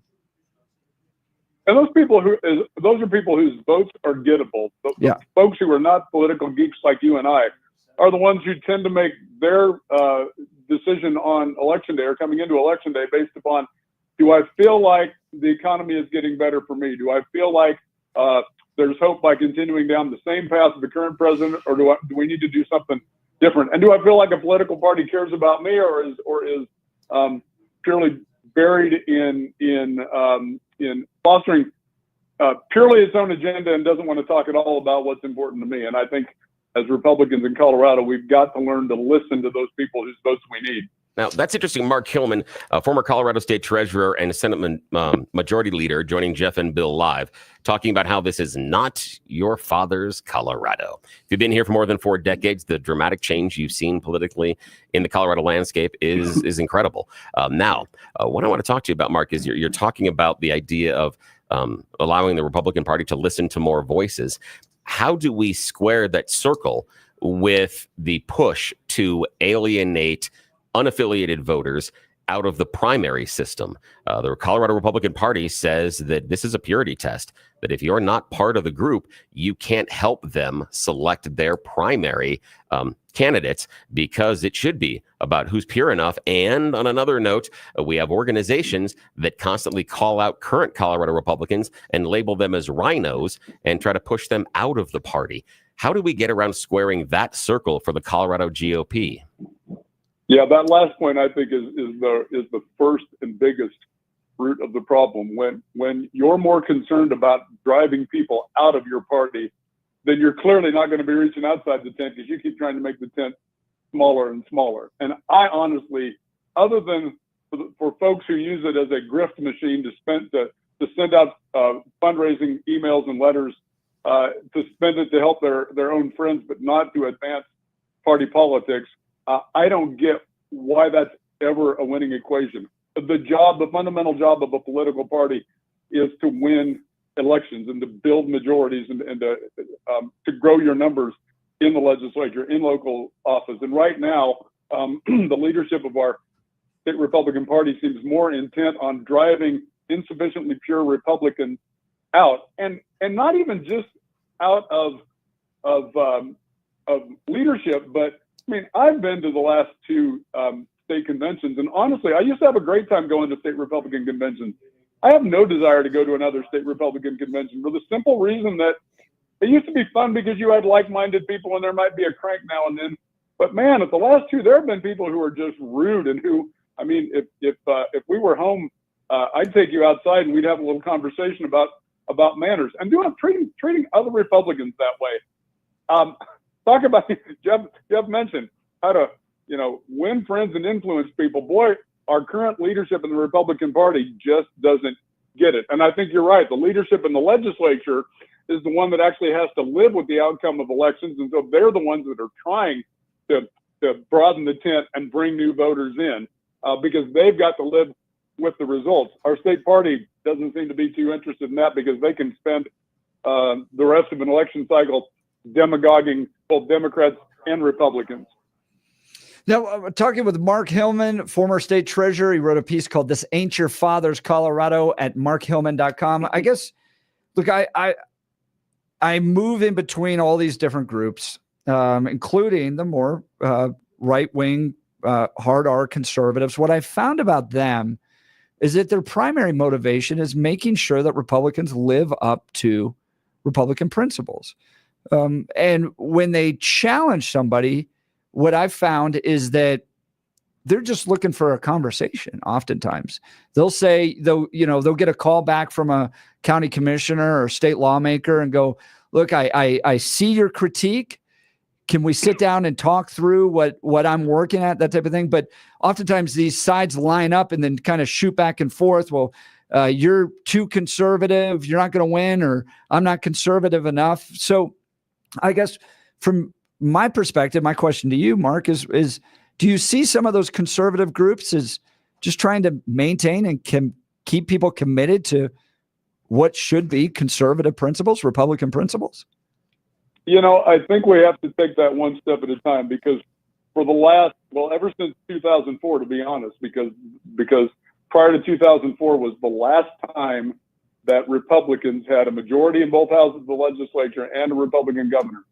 That's the last time that being a pure Republican really mattered in our ability to pass bills.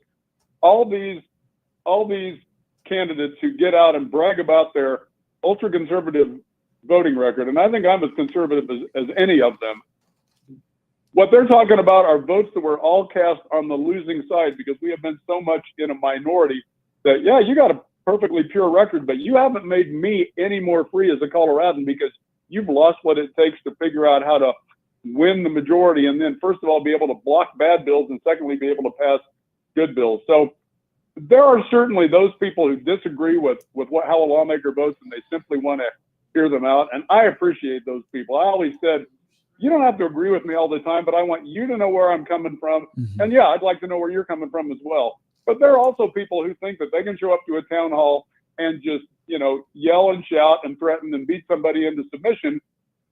I can't recall if it was John Adams or George Washington or who, but they said, You're not electing me to be your delegate. That is to take a poll and vote the way my district wants on everything. You're electing me to be your representative, to study each issue and to use my best judgment to cast a vote on that issue.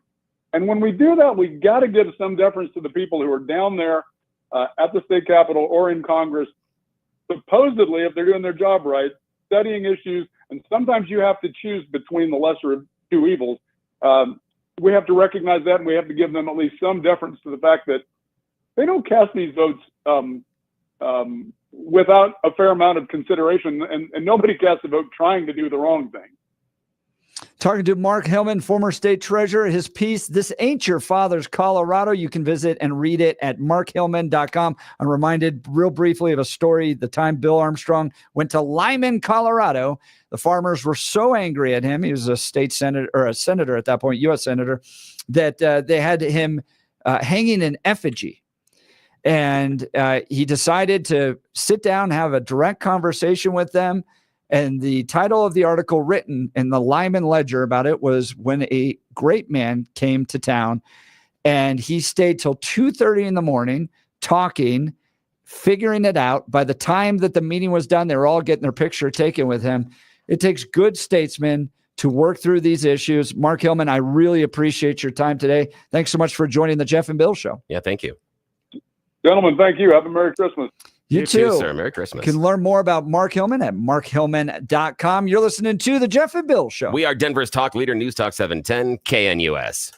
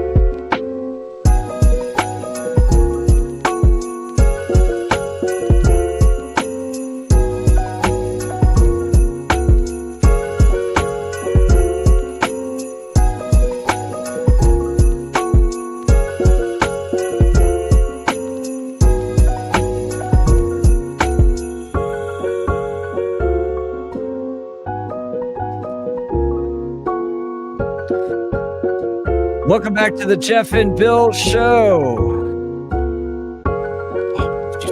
I'm looking at these text messages. You didn't see the Metallica thing.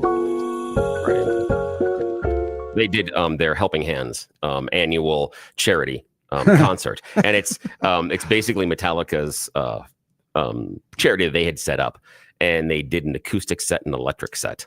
And they've got pieces of it that are online. And they covered a Diamond Head song during the acoustic set.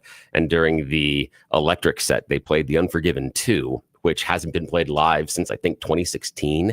And they brought out Jeff Ament during a show, during one of the songs. And they did a redone version of Fuel, a rearrangement of it.